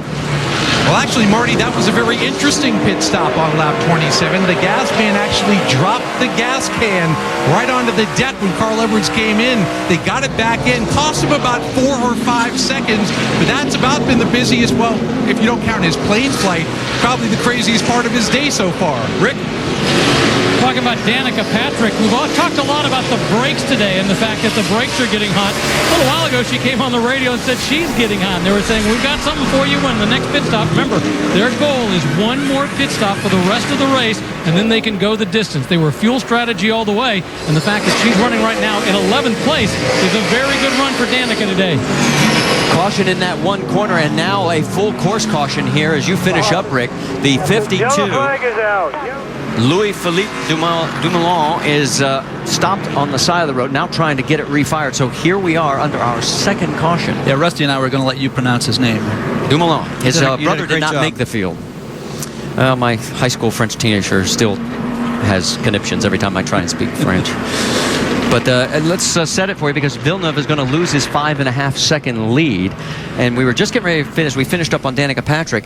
She pitted on lap number 24. Here we are working lap number 41. And so I don't think you want to come in under this yellow. You're going to have to stay out a little longer. It's going to give us an opportunity to kind of establish a cycle because with so many mixed strategies, we didn't know who was on cycle, off cycle. Now, how many of these guys are going to hit pit road? Well, it's going to be a mixed strategy, Ricky. There's no doubt about that. But one thing I'm looking at right now, well, I know I'm beating this thing about the brakes to death, but right now these brakes are pretty weak in these cars. It's going to bunch everybody back up. They're going to fly into turn 1. They're going to fly down to turn 10. They're not going to be able to stop. I wouldn't be surprised if we tear some cars up on this upcoming restart. Pits are closed, so we're going to step aside for a quick commercial break under our second caution as we've completed 40 of the 74 laps. So nobody can go the distance if they decide to stop now. Downloading music can be expensive, so to save money, I've trained my dog in this cockatoo to play all the hits of the 80s. Hit it, Mr. Butters.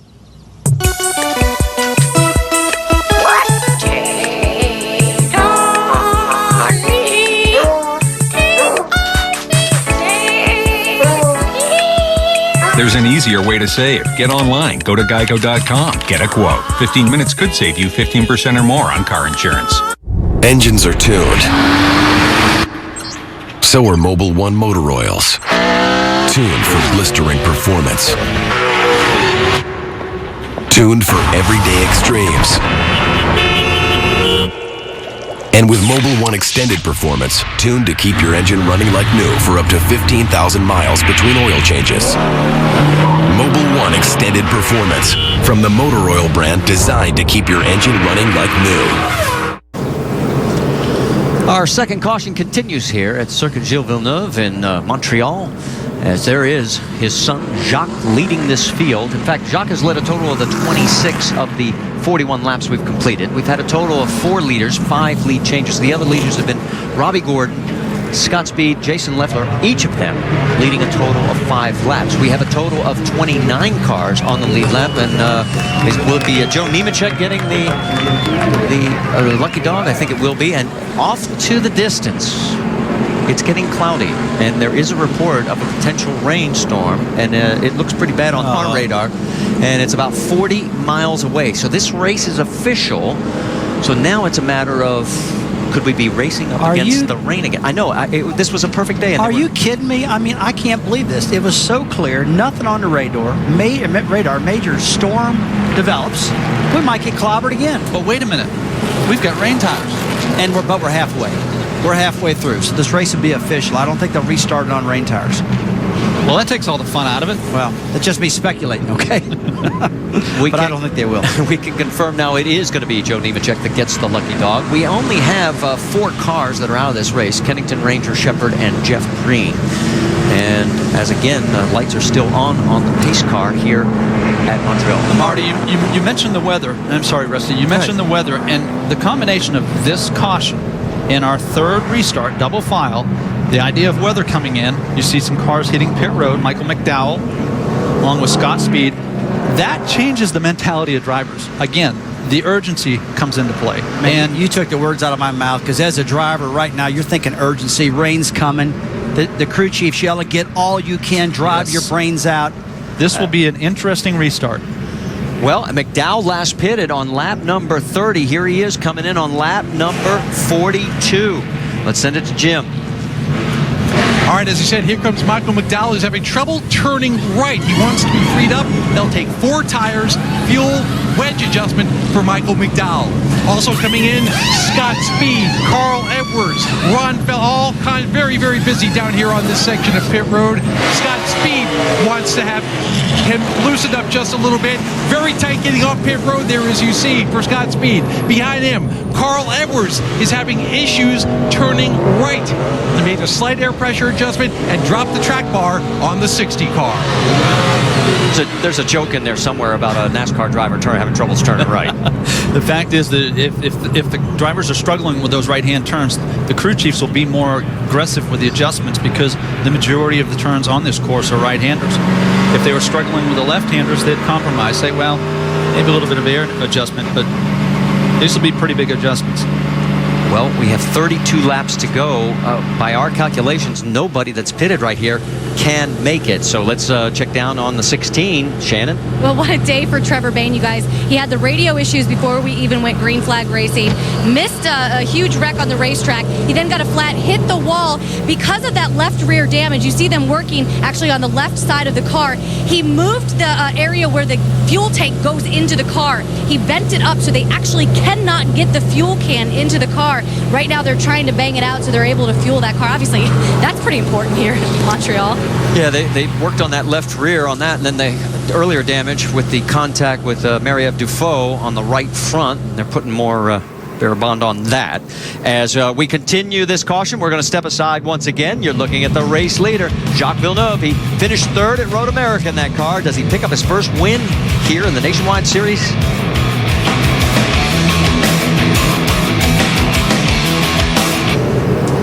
Well, let's get caught up on our 5-hour Energy Rapid recap. Of course, the local hero Jacques Villeneuve picks up his first pole in 10 years, and that was delighting the hometown fans here in Montreal.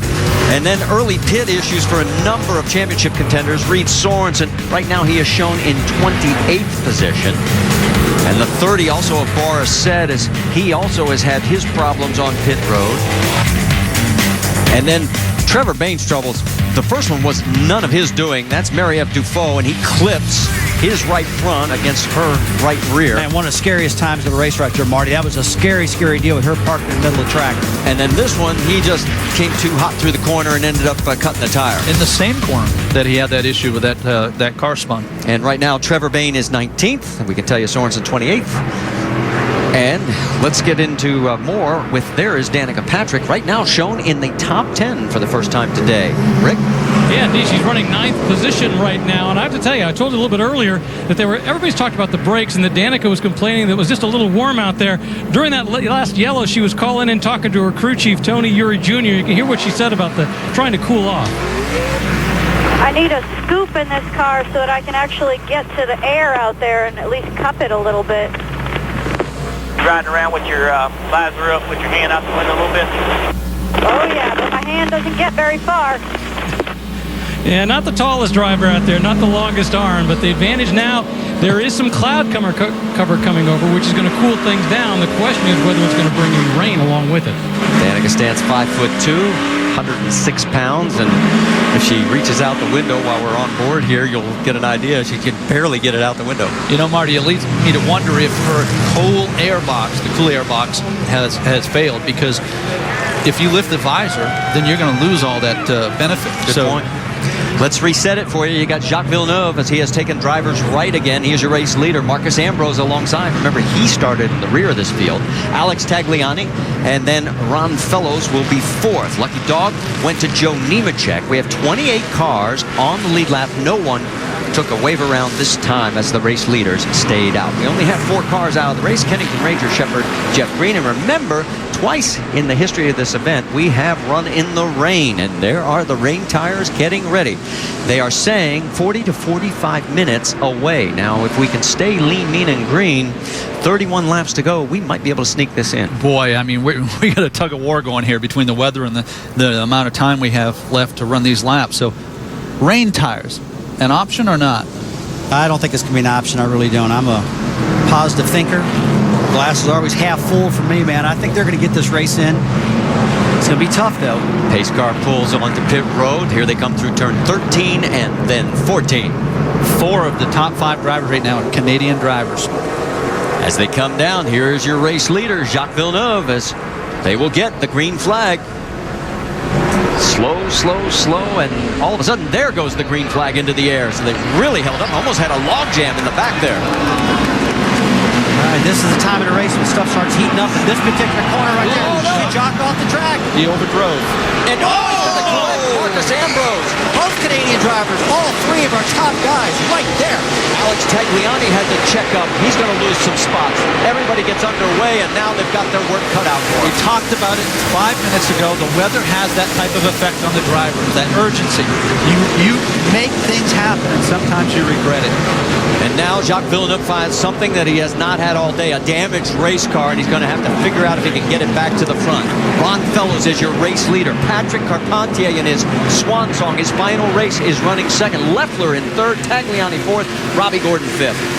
And all kinds of smoke. And Elliott Sadler smoking. And the 22 goes around again. So it has gone from bad to worse for Jacques Villeneuve just that quickly. Yeah, this is the part of the race where everything's going haywire now. Now the drivers are out of brakes like we talked earlier. Their brakes are low. They can't stop. And they sailed it down to that turn 1. Boy, you saw Jacques Villeneuve, the 22 car, lock up the rear brakes like our Tim Brewer was talking about earlier. Got that baby loose and went off course. You can see all the damage on the 22. Let's go back and show you what happened again on the restart. Marcus Ambrose was racing hard, doing a great job, and I think that Jacques like, wow, I'm not going to have him cleared as easy as before. Rusty, I think you're right. He locked up the rear brakes. Then when he got in that grass, he lost the steering. Probably should have considered stopping and exiting turn 2. In hindsight. And then here's the second incident. Oh, he got help from Ambrose. Yeah, Ambrose is mad right now. He's mad at the 22 car, taking it out on him. Yeah, you can bet that was retaliation. From on board. Here's what it looked like. The 22 off the track here, but you're really piling up ahead of you. I'm surprised Tagliani didn't have some serious damage in that deal, but he managed to escape. He is still running in the third position.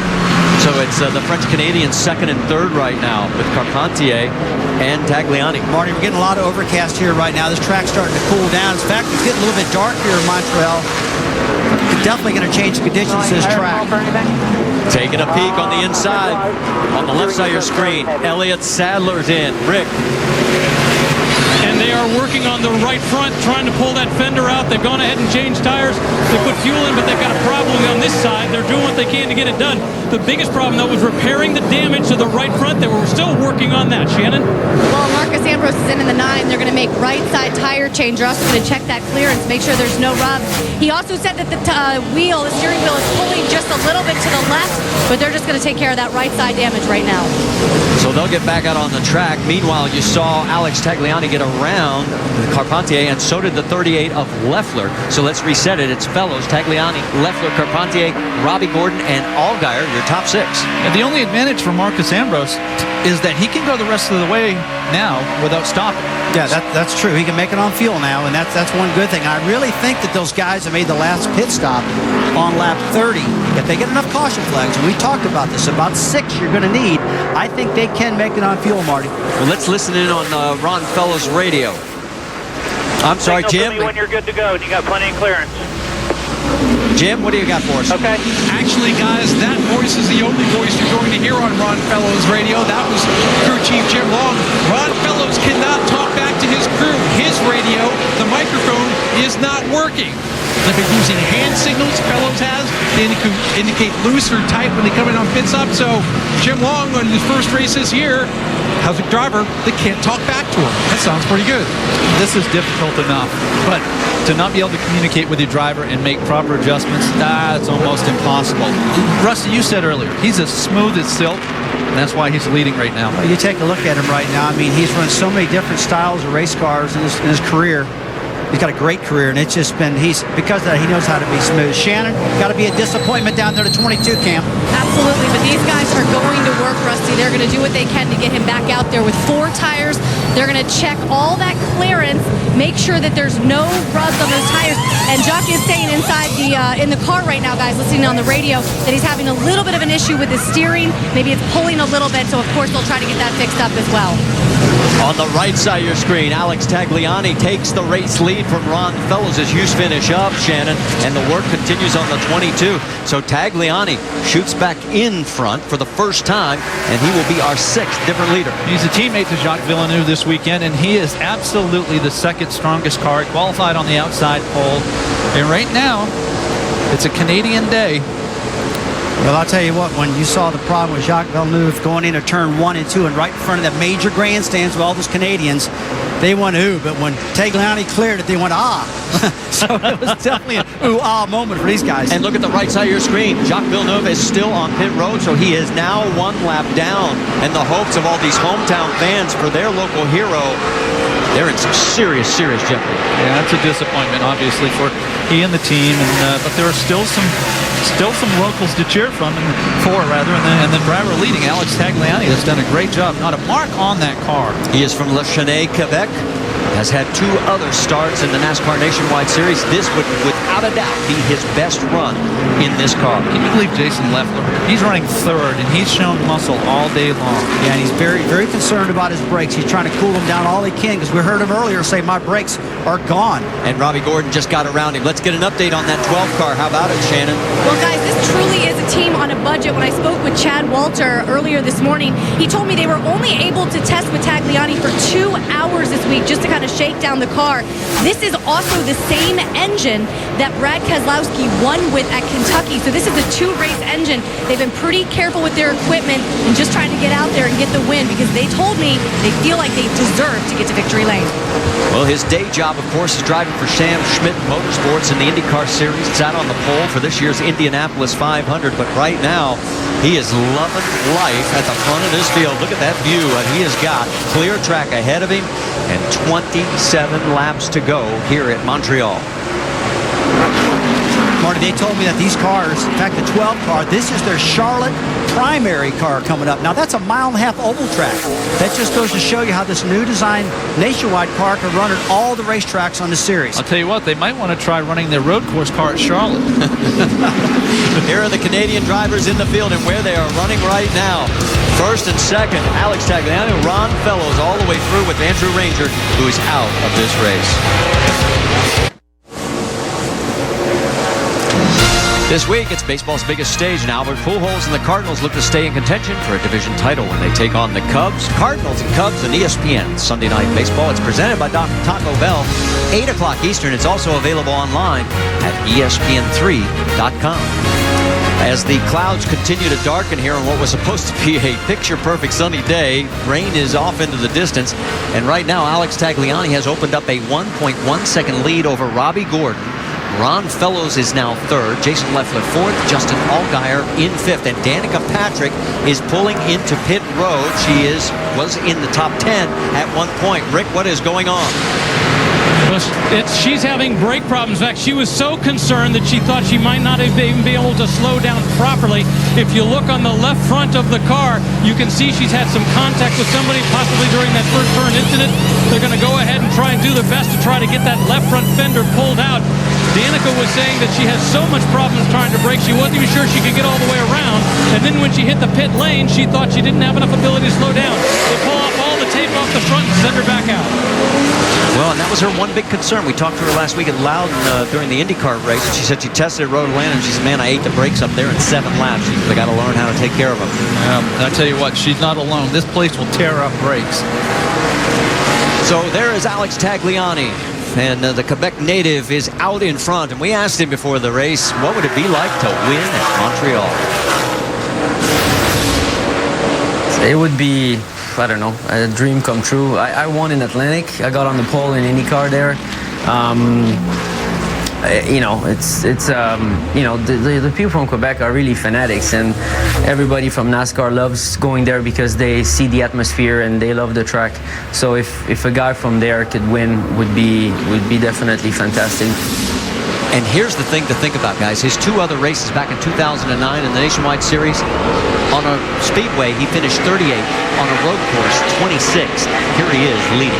Yeah, and the road race experts will tell you that these are the most difficult cars to drive, period.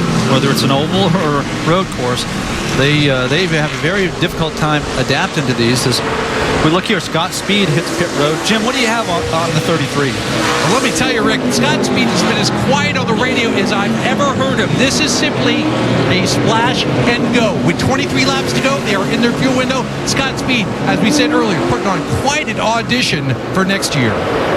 And he is one of the few that we can absolutely guarantee it will be able to go the distance for the race, because Alex Tagliani's last pit stop came at lap number 28, so he has got to come in soon. Rusty, I'm watching Alex, and he seems to be working a little harder to stay in front of Robbie Gordon than Robbie trying to catch him. Well, this is, you know, he doesn't have many reps in a car like this, but I'm so impressed at how fast this guy is and how much he's caught on. Alex Tagliani has really impressed me for being a road racer, but you can't expect that he knows everything about these big, heavy cars. Those Indy cars, about 1,530 pounds of total weight. These cars, about 3,400. Look at Boris said, guys, off course. Off course is right into the gravel pit, and that is down at the hairpin. One of those trouble spots we talked about at the beginning. And I think Boris might have had a left front tire go down. If you look at the character of the left front fender, it makes me wonder that he might have had a problem breaking into the turn. And that brings out our third caution. And here's one of the guys that's going to get big benefit from this. Marcus Ambrose. He was over a minute behind the race leaders. He's still on the lead lap. He's going to be able to tighten back up into this field. We're going to have another restart. There is Marcus.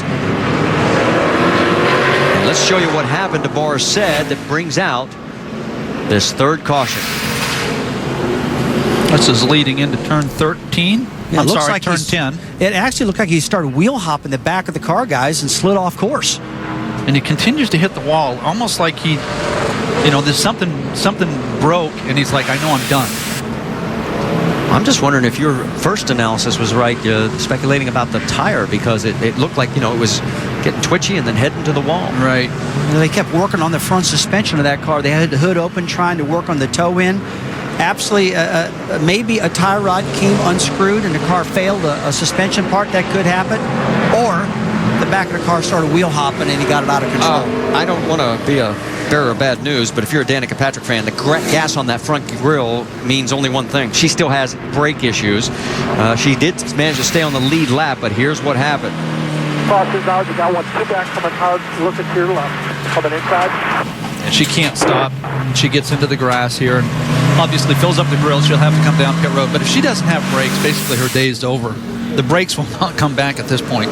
They're cooked. And we saw a lot of problem in last week's Cup race at Watkins Glen where drivers got off course. In fact, even the Nationwide too, they got off course, got the grass on the front of the grill, caused a lot of problems. And with the splitter being so low, it just scoops all that grass up. It clogs up the grill, unlike some of the older cars in the past. You can see she's hot, Rusty, and I don't know if you folks at home noticed that, but she had an ice bag inside the race car there. It's right here. She's struggling with the heat. Right underneath her right side belt.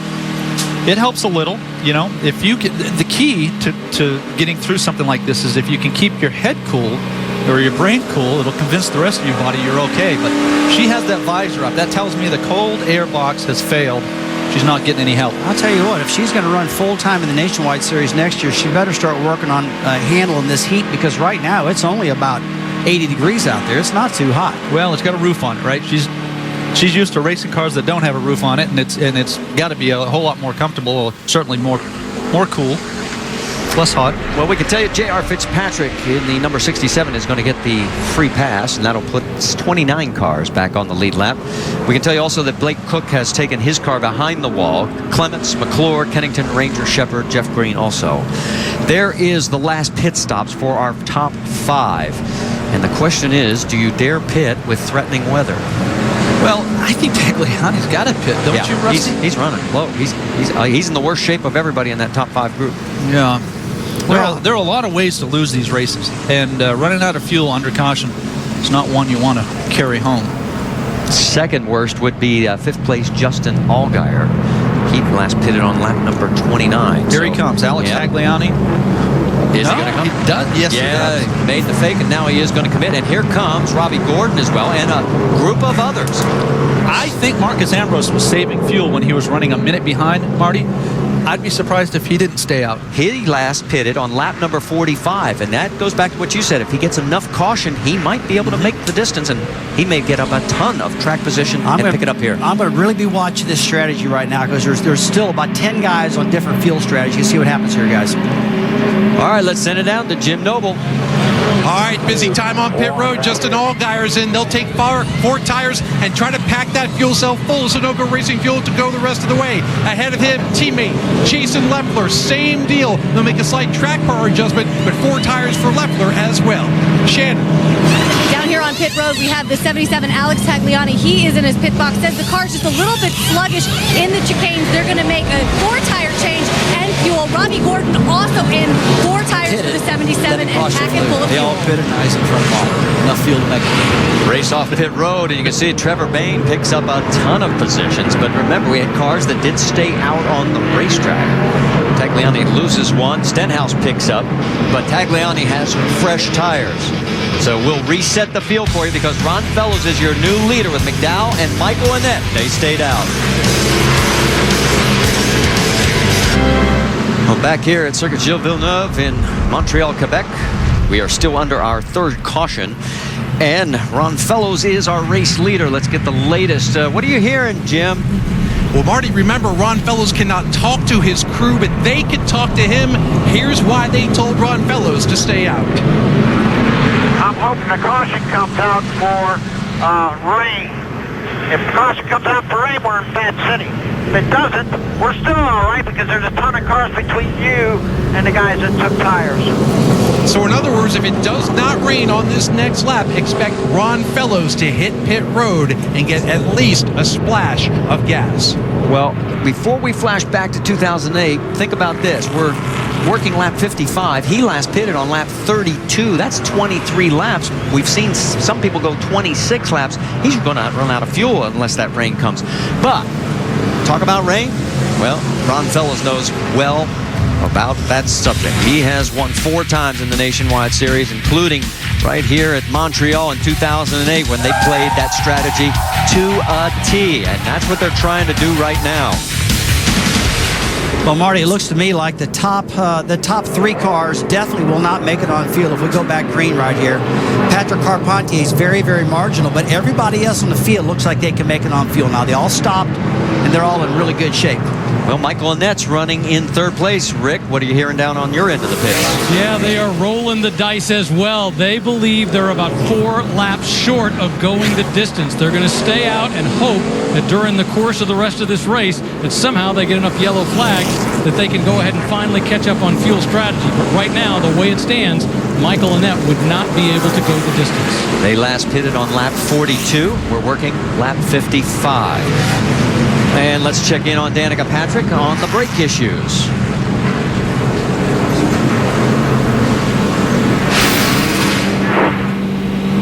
$2,900.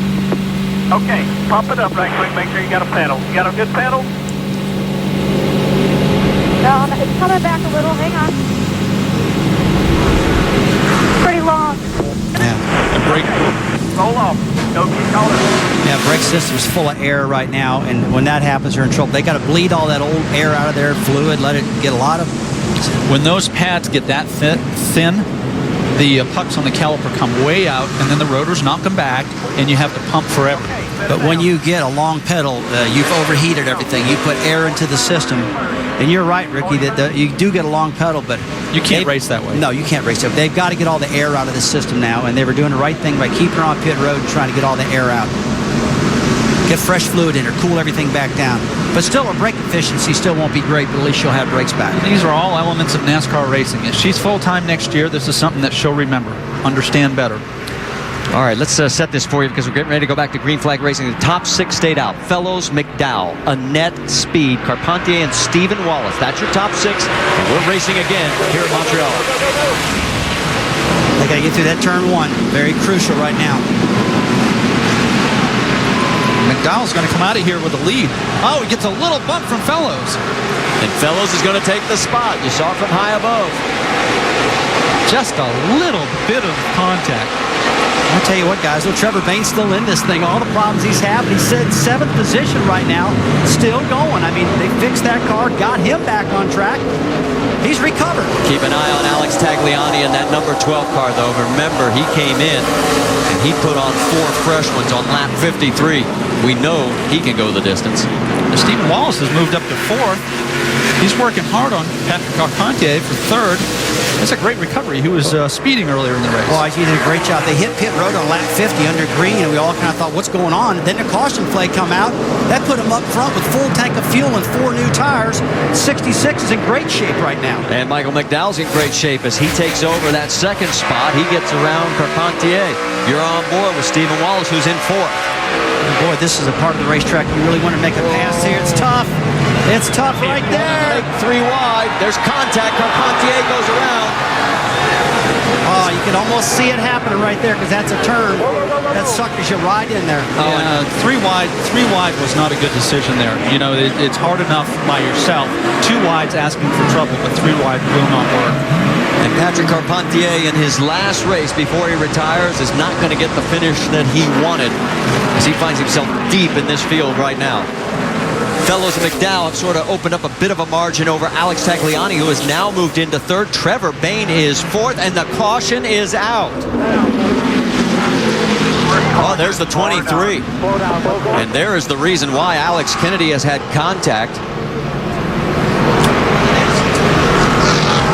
And you can see on our lap chart, or on the track, you see right where he is, and that is a precarious position, as that is turn number 8. So So quickly, we have our fourth caution. And remember, you were talking about Marcus Ambrose, and he needed some laps. And guess what? He's got it.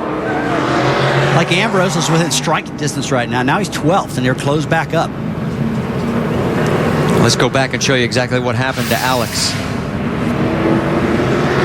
Contact with the 15 at Timmy Hill, sends him around and sends Hill through the grass. Yeah, he just overshot the turn, couldn't get slowed down, got into the back of Timmy Hill, and can't refire the car here. All right, here we go into this 3-wide deal that didn't work. Yeah, look, you're going in straight here. There's no way you're going to make this turn, and you're just in too deep. Yeah, too deep. Thought he could make the pass. He's got 9 slides across, gets blocked. Aggressive move right there. On board with Patrick.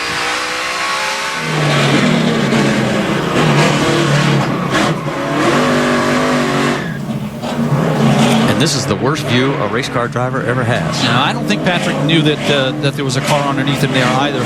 He was occupied with Michael Annette, the 62, and he didn't expect it because 3 wide won't work. Well, Carpentier is back to 25th position, still on the lead lap. In fact, we have a total of 28 cars, and it looks like Luis Martinez will get the lucky dog for the second time today and get back on the lead lap. And saving fuel here. Saving fuel. That's about all the competitors will be doing that now, I would say. Just save all you possibly can. Like we talked earlier in our broadcast, they're really concerned about what they learned at Road America when they had 3 green white checkers and ran a lot of people out of gas because of it. So a 3-lap run here, a green-white checkered, would be an extra 9 miles. That's a lot of fuel. And look at Fellows. I mean, he's almost on fumes. Remember, folks, he pitted on lap 32. We have completed 56. Yeah, sometimes the weather gets you. Yeah, I had him coming out pit road between lap 57 and 59, and he's only 3 laps from that right now. So he's still hoping that rain's can come. I thought he was fast enough that if he had pitted with the rest of them, he could battle for the win. Boy, it's hard to race the weather, isn't it? It is. And I've learned a long time ago, don't second-guess those crew chiefs because those guys are in there. They're figuring everything. They're sitting back looking at it. As a driver, you're in that car. You're all jacked up, and you're hot, and you're thinking about what's going on, and you need to leave that decision to the crew chief when it comes to that. Danica Patrick's crew getting loaded up in case they want to bring her back in. She is shown in 27th. Next to last car on the lead lap, having brake issues. And right now we're keeping all of our eyes on Ron Fellows in his fuel situation.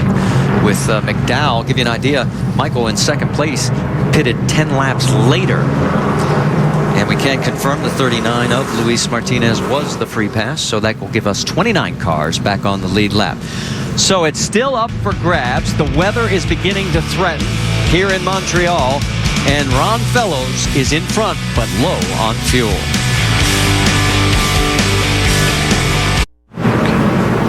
Under our fourth caution here at the Napa Auto Parts 200 from Montreal, Canada, as the record is 5, which we set last year. Hopefully this will be the last one. We do have a chance of weather, and the big question for Ron Fellows and all of us is, does he have enough fuel? Jim Noble, what are you hearing?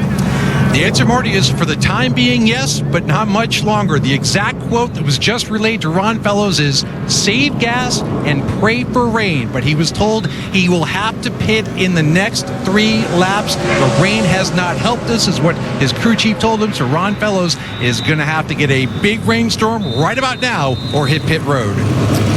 Well, for more on the fuel situation and how it is affected by road course racing, let's check in over at the Craftsman Tech Garage with Tim Brewer. One of the adjustments we have to make when we go road racing in Montreal is the fuel cell itself. Historically, we'll have the fuel pickup mounted over on the right rear corner of the fuel cell. The reason being, centrifugal force forces all the fuel over here in this area. But when you go to a road race, you want to move this pickup over in the center. What that does, when you're turning left and you're turning right, deaccelerating, it keeps all the fuel in this container, and fuel mileage, it's a must. But picking up every ounce of fuel out of fuel cell to win a race in Montreal, you better get all the fuel out of the fuel cell. And Ron Fellows may not have enough, as here are the last rounds of pit stops for the top 5. And you can see that he is on the short end of that stick. Well, we're right on the edge of rain. There's no doubt about that. I think probably in about 20 minutes it's going to hit it, just from looking at my little device I've got up here. But I never thought we'd have rain here at this track, how good the weather looked. And the forecast didn't even forecast it. It was beautiful this morning. Not a cloud in the sky. Look at that. Ron Fellows has 4 road course wins in the NASCAR Nationwide Series. He won here, as we mentioned, in 2008. Did not finish, however, the last 2 editions of this race. And there are the rain tires. And Shannon, let's check in on your end of pit road. Well, Alex Tagliani, guys, you know, we've talked about the limited amount of starts he's had in this series. Crew chief just got off the pit box, talked to all of the crew guys, because they work on the Cup Series usually, told him exactly what would happen if it did start to rain as far as putting those rain tires on. As far as his driver, Tagliani came over the radio and says, "Is there anything you need to tell me?" Chad Walter says, "It is go time." And Alex said, "That is exactly what I wanted to hear." He knows those 2 guys in front of him are short on fuel, and the 12 is good to go. Marty, I can be a little bit concerned about Fellows running out of fuel, you know, maybe on the restart or on the track and these tight turns, particularly on the backstretch. Lights are out on the pace car, which means we are going to go back to green flag racing.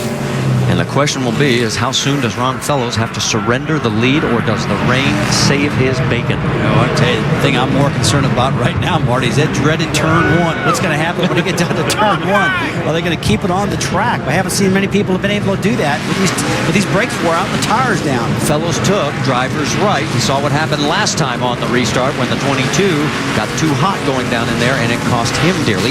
Jacques Villeneuve is now 2 laps down, shown in 30th position. We're going to see some aggression from the drivers back in the field a little bit, like Ambrose running 14th. You got Robbie Gordon running 11th. They know it's time to go. It's Fellows, McDowell up front, then Tagliani and Trevor Bayne. Despite all the issues he's had, he is an amazing position of 4th. Michael in that 5th, Allgaier 6th, Stephen Wallace 7th, Jason Leffler 8th. Ricky Stenhouse and Eric Almirola round out the top 10. Marty, this is the part of the race last year where we just saw everybody just tearing these things up. Now, we saw a lot of aggression. We probably saw more wrecks a day than we've saw in a long time. We talked on our countdown show how this is a very, very aggressive track.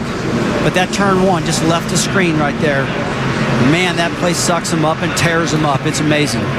Pace cars pulled off through turn number 14. They'll form up. Last time the starter held him very, very late until he gave him the green flag. That's a long front straightaway.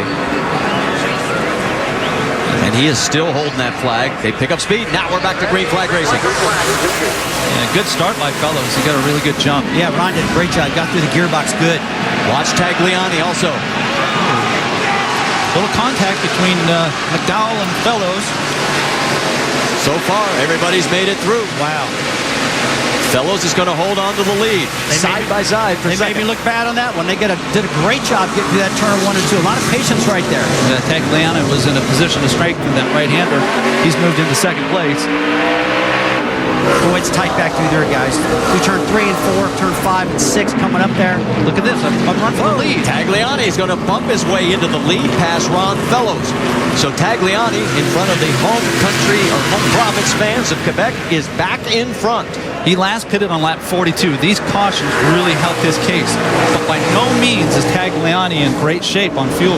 No, he's a little tight himself, but the guy really in trouble is Ron Fellows right now. He should be coming in probably the next lap guy, so he doesn't risk running out on the racetrack. I agree with you, Rusty. Now it's getting really risky. You don't want to run out here. You'd be 3 or 4 laps down. 14 laps to go next time. Listen to the fans down at the hairpin. The French-Canadian fans love it when their guy is in front. And right now, all hopes are pegged on Alex Tagliani. But if we go back not that far, Marcus Ambrose is making a charge. I believe he's up to 6th or 7th. Remember, he restarted like 14th. He is running in the 7th position right now as they head down. There he is, taking a peek underneath Trevor Bayne. I'm telling you, this guy's a bulldog on restarts. Oh, and look at him sidestepping, and here comes Fellows. That's a smart thing to do right there for Ron. I might be wrong, guys, but I think that's 8 spots for Ambrose in that 1 lap. He was 14th, and now, as you can see, he is right there in the mix. He's 4th. And he's shown in 4th with Fellows making his final pit stop. 3 wide coming down the front straightaway. Just Scott Speed back there, and Kevin Harvick's 33. Some type of problem with that car right now. We're off the pace. And look at Carl Edwards. That car is beat up. Oh, he misses turn 1. And he's going to have to... He has to stop. The rule is you have to stop. Am I correct? He has to come to a complete stop and then restart, or he would get a pass-through penalty. Let's check in with Jim Noble. As As you said, Ron Fellows in for his final pit stop, he hopes. Give some gas, 4 tires. He also has some left rear fender damage. They're going to get enough gas in to get Ron Fellows the rest of the way.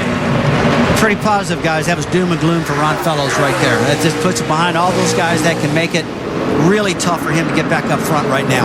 Look at Ambrose taking a peek for third. He's going to make it look easy as he gets underneath Allgaier. Man, we watched Marcus Ambrose last week, Ricky, him bulldogging right through in that cup race.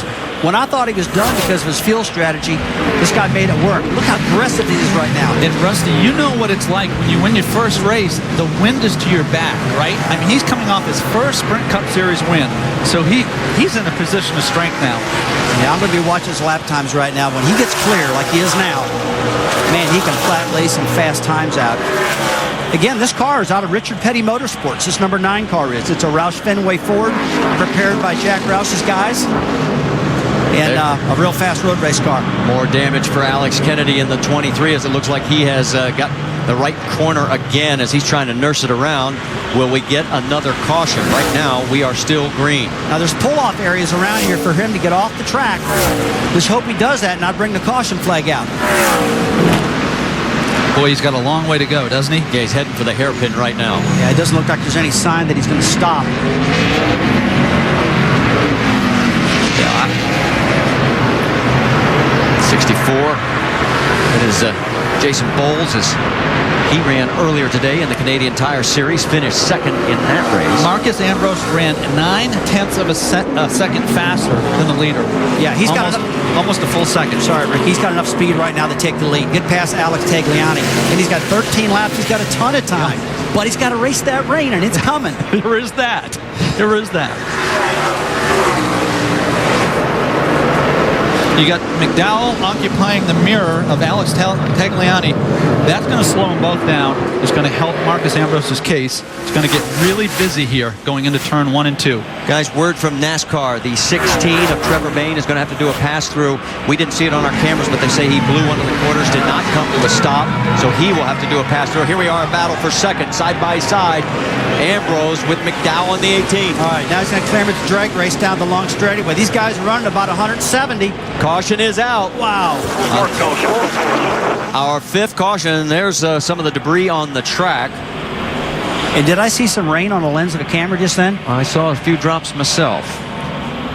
Yeah, we're at a point now where, depending on how long this takes, we could be in trouble with the weather. We have 13 laps to go, 12 next time by. And Alex Tagliani had himself about a 4/10 of a second lead and did not necessarily want to see this because he was in good control. Marcus Ambrose is thinking to himself, I found new ways to lose this race.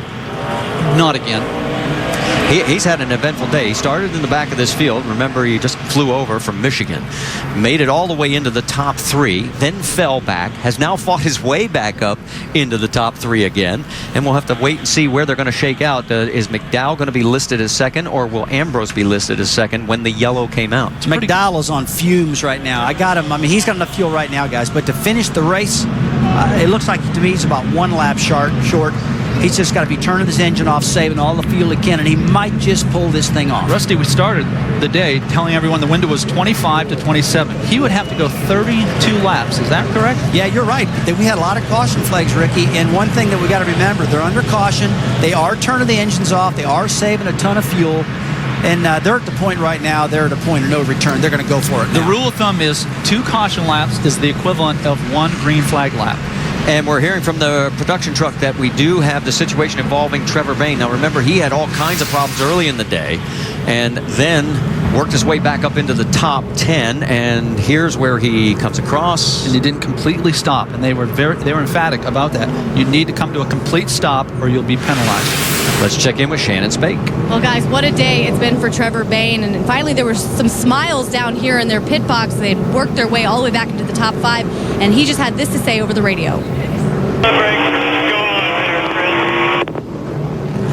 And we've heard this be a problem with the Roush Fenway guys. Stenhouse Jr. had some issues. The 60 also had some issues. But right now, as you heard, Trevor Bayne really dealing with those brakes. He says that they're completely gone. So Trevor has the issues, as we've heard some other drivers have, as far as brakes. We knew that was going to be a problem. As I just did some math, guys, we found out it was 9 caution laps. It's now 10 that McDowell has run since his last pit stop on lap 42. So we'll have to do some math, but it's going to be close for him. Did you get a new battery for that calculator? I've given up. I've just set it down because I don't want to be wrong. I don't want to mislead our listeners about what's going on. But I do have a feeling we'll get some more caution laps, and it'll help these guys. But if we get those caution laps late and start going to that green, white checker stuff, those 3 overtimes, that's what's going to get them in trouble right there. So you're looking at 32 laps from the last time you pitted to the end of this race. If you take the 10 caution laps and you divide it by 2, so you got 5 green flag laps, you deduct that from the 32. I'm looking at 27, which is inside the window now. Yeah, that's where they can trade on the edge. Making it. That's right. Hey guys, I want to update something. NASCAR saw the replay that we just showed you at home, and they have rescinded the penalty on the 16, saying he was forced into that position. Yep. He did lose spots as a result of being forced in that position, so there will be no further penalty for Trevor Bayne, so he will stay in the 10th position, right behind Reed Sorensen. And remember when Reed Sorensen, at the beginning of this race, was a lap down?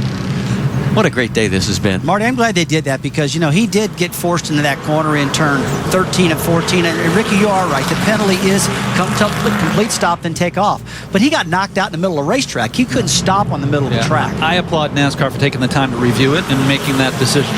That's perfect. Let's also review what's happened on the 60, because normally Carl Edwards is usually running up front. He is 15th right now, and we haven't mentioned his name very much today. Unlike Marcus Ambrose, he too started in the back, but Ambrose has been able to work his way up. Let's show you what's happened to Carl. He's got all kinds of damage all over the number 60 fast and all forward. There's another car just starting to lock those rear brakes up. I mean, they've lost their fronts, right on the edge of locking the backs up. Let's watch it from his onboard one time and see what it looks like. Here we go.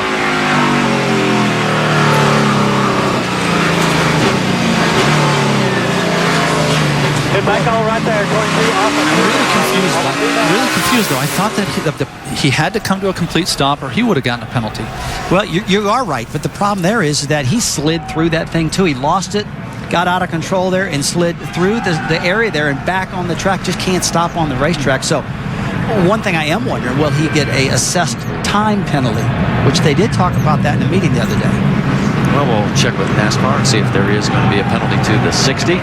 There's some of the fans here. It has been a great day for the Canadian fans. Their hometown hero was running up front. Jacques Villeneuve led the most laps, 29 of our 6 different leaders. And right now, all their hopes are pinned on that man. His name, Alex Tagliani. Could he pick up his first nationwide win? Stay with us to find out. Lights are out on the pace car here at Circuit Gilles Villeneuve in Montreal, Quebec, as we are getting ready to go back to green flag racing. Let's reset it for you. There'll be 10 laps to go. We have a total of 27 cars on the lead lap. Alex Tagliani has taken driver's right as the race leader. Then it's McDowell, Ambrose, Allgaier, Robbie Gordon. Brian Scott has moved into 6th, Stephen Wallace 7th, Eric Almirola, Reed Sorensen, Trevor Bayne. That's your top 10. Marty, I need to correct myself. The 60 car went through 1 and 2. There's no penalty there. Only in 13, 14. And we're back to green flag racing. Whoa, this is tight. This is good racing. That's a great shot from our helicopter right there, looking down. Is this how everything's happening? Boy, they did a good job getting through turn 1, guys. Side by side, Marcus Ambrose has done it. He's gotten around Alex Tagliani.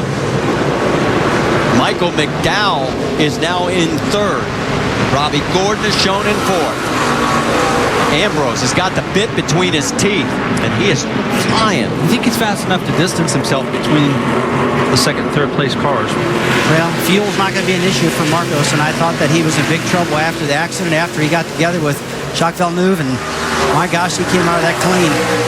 He last pitted on lap 53. McDowell last pitted on lap 42, but we think he has enough, courtesy of the 11 laps of yellow that we ran. We've seen some great recoveries today. I mean, from several drivers, including Stephen Wallace, who's back up to 6th now.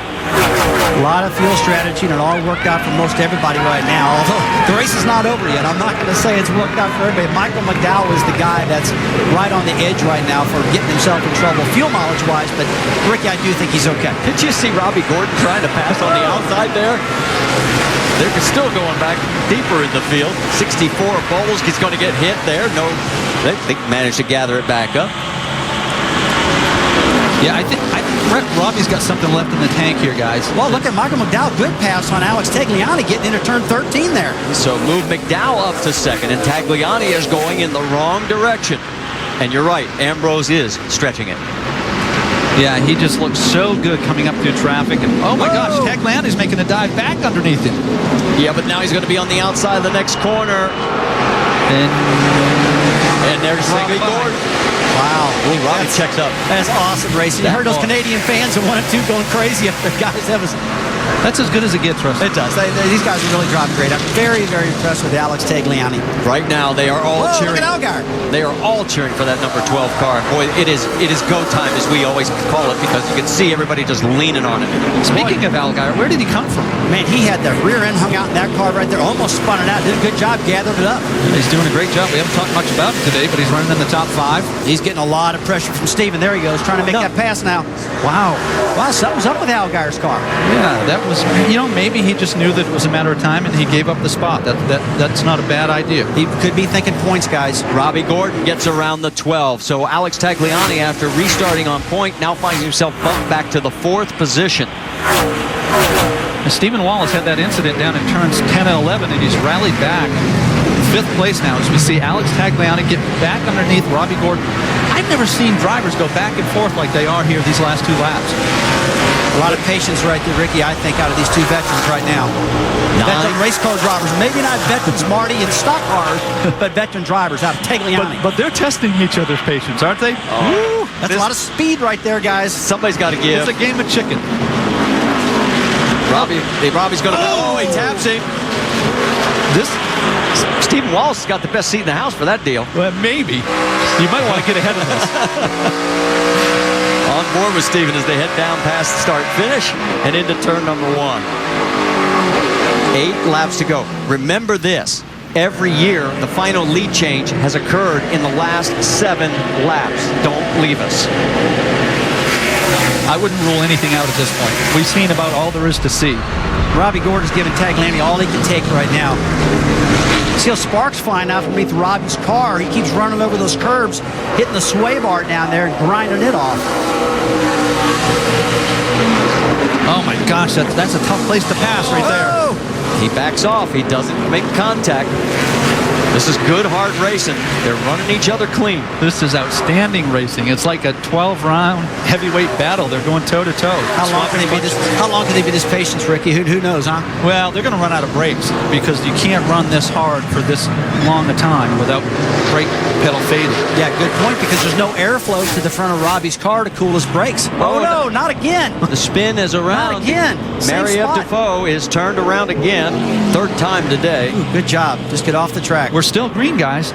She can keep it going. She's 5 laps down in 34th position. Marie-Eve, turn that wheel left. Yeah. Don't turn it right. And now she comes right back out across the track, but nobody's there. Now she's got damage out the right rear. They're going to have to bring it in to get that out of the way. It's not her favorite corner today. No, it's been a tough corner for her. They'll have to pit. You got a piece of the roll bar hanging off the rear bumper. As we mentioned, she has done some ARCA racing as well. Finished a best of 10th in that series.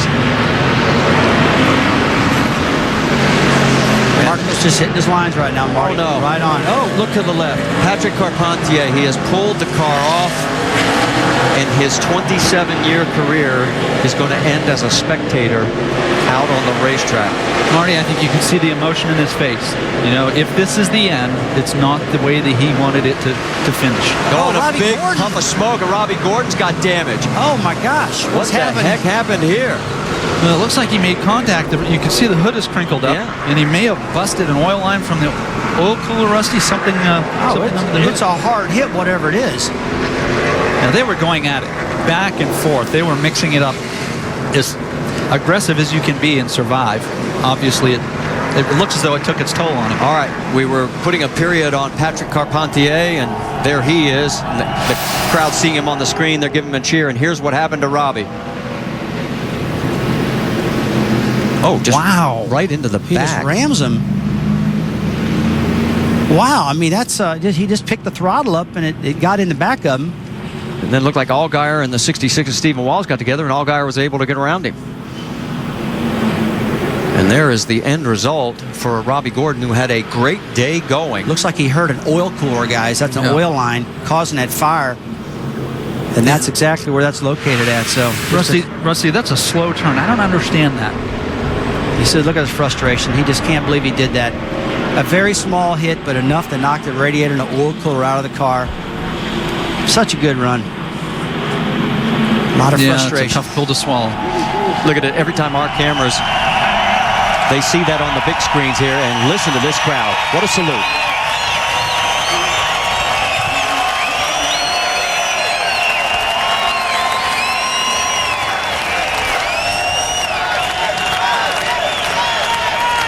They're chanting Carpentier. They love their hometown heroes. That is a first-class individual. You know, anybody that's met Patrick is better for it. He had a great career. Let's go back and show you exactly what put him out of this race with only 7 laps remaining. Gets underneath, or tries to get underneath Danica Patrick. He does not have position.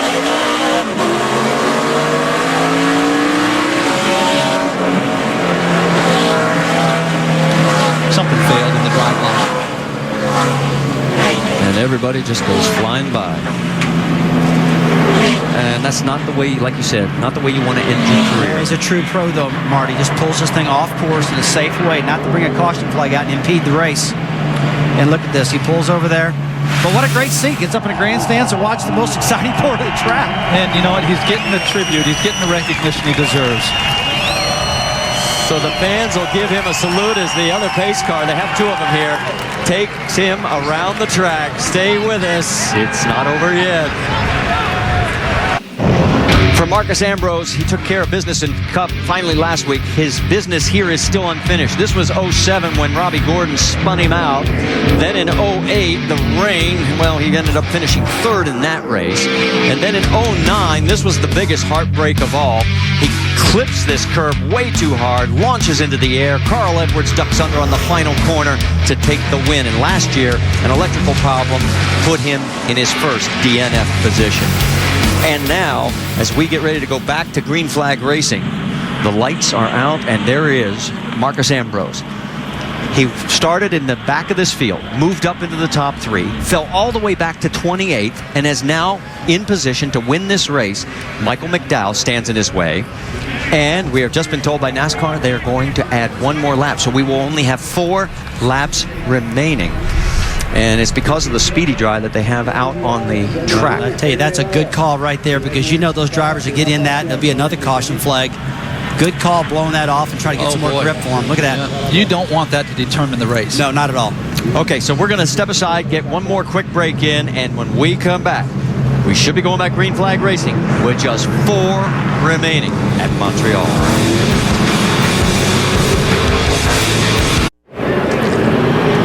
Here at Montreal, the pace car lights have just gone out. Means green flag next time by. Let's quickly check in with Rick DeBrule. Yeah, needless to say, 2 very disgruntled and not happy guys out here. Patrick Carpentier, Robbie Gordon. Patrick, not the way you wanted to end this today, your career. What's going through your mind right now? No, I mean, like Robbie, we had a great car today. We're saving the brakes and everything and taking our time, and we're out of the front, and I guess Stephen Wallace hasn't learned how to brake yet, so ran the back of me and spun me out, and after that I was really pissed off, so I started running everybody over, and everybody started running me over, so that was it. At least he had perhaps a little bit of fun out there as he was going. Robbie, and let's talk about the thing. You were running so strong today. It looked like you had a car that potentially could do it. What happened? Yeah, we beat ourselves. That's how we do it here. It seems like we always come here and have a shot at winning. I passed Patrick clean. He dive bombed me down in the hairpin. Alex, sorry, thank you. And I don't know. We went down into the last corner. I was going to move him over a little bit, and the bumpers didn't line up, so I got the radiator, and that's my fault. But looking back at it, we needed to go, and I needed to get Patrick when I passed him the first time, and he didn't race me clean. Robbie Gordon never leaves anything out on the racetrack, and tried again, but didn't pull it off here at Montreal, guys. All right, tough break for both those guys. And as you can see, there is still a lot of cleanup going on. In fact, they have added another lap. The lights are back on the pace car. So that gives us a moment to talk about ESPN's coverage of the NFL preseason. It continues Monday night. Jake Cutler and the Bears take on Eli Manning and the Giants. It's Monday Night Football, the preseason version on ESPN, Monday at 8 Eastern. Our coverage begins at 7 Eastern with Monday Night Countdown.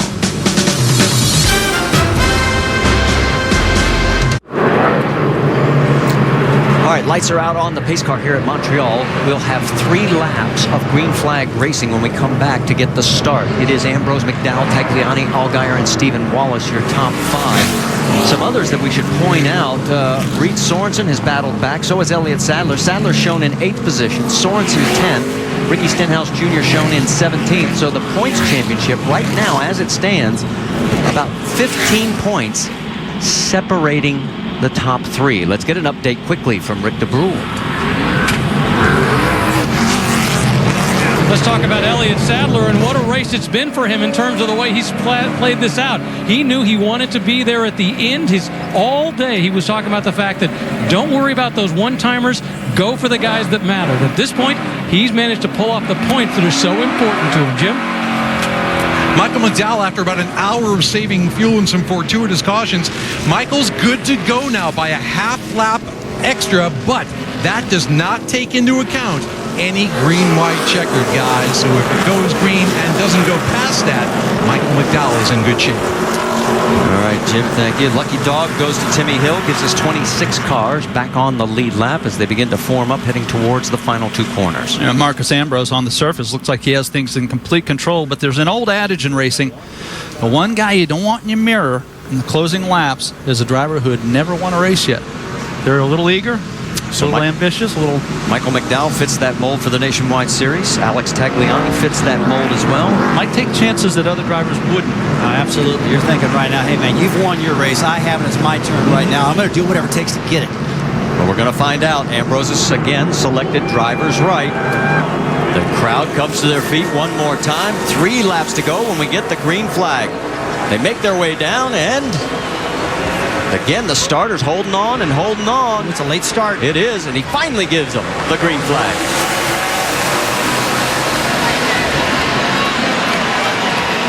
Hang on.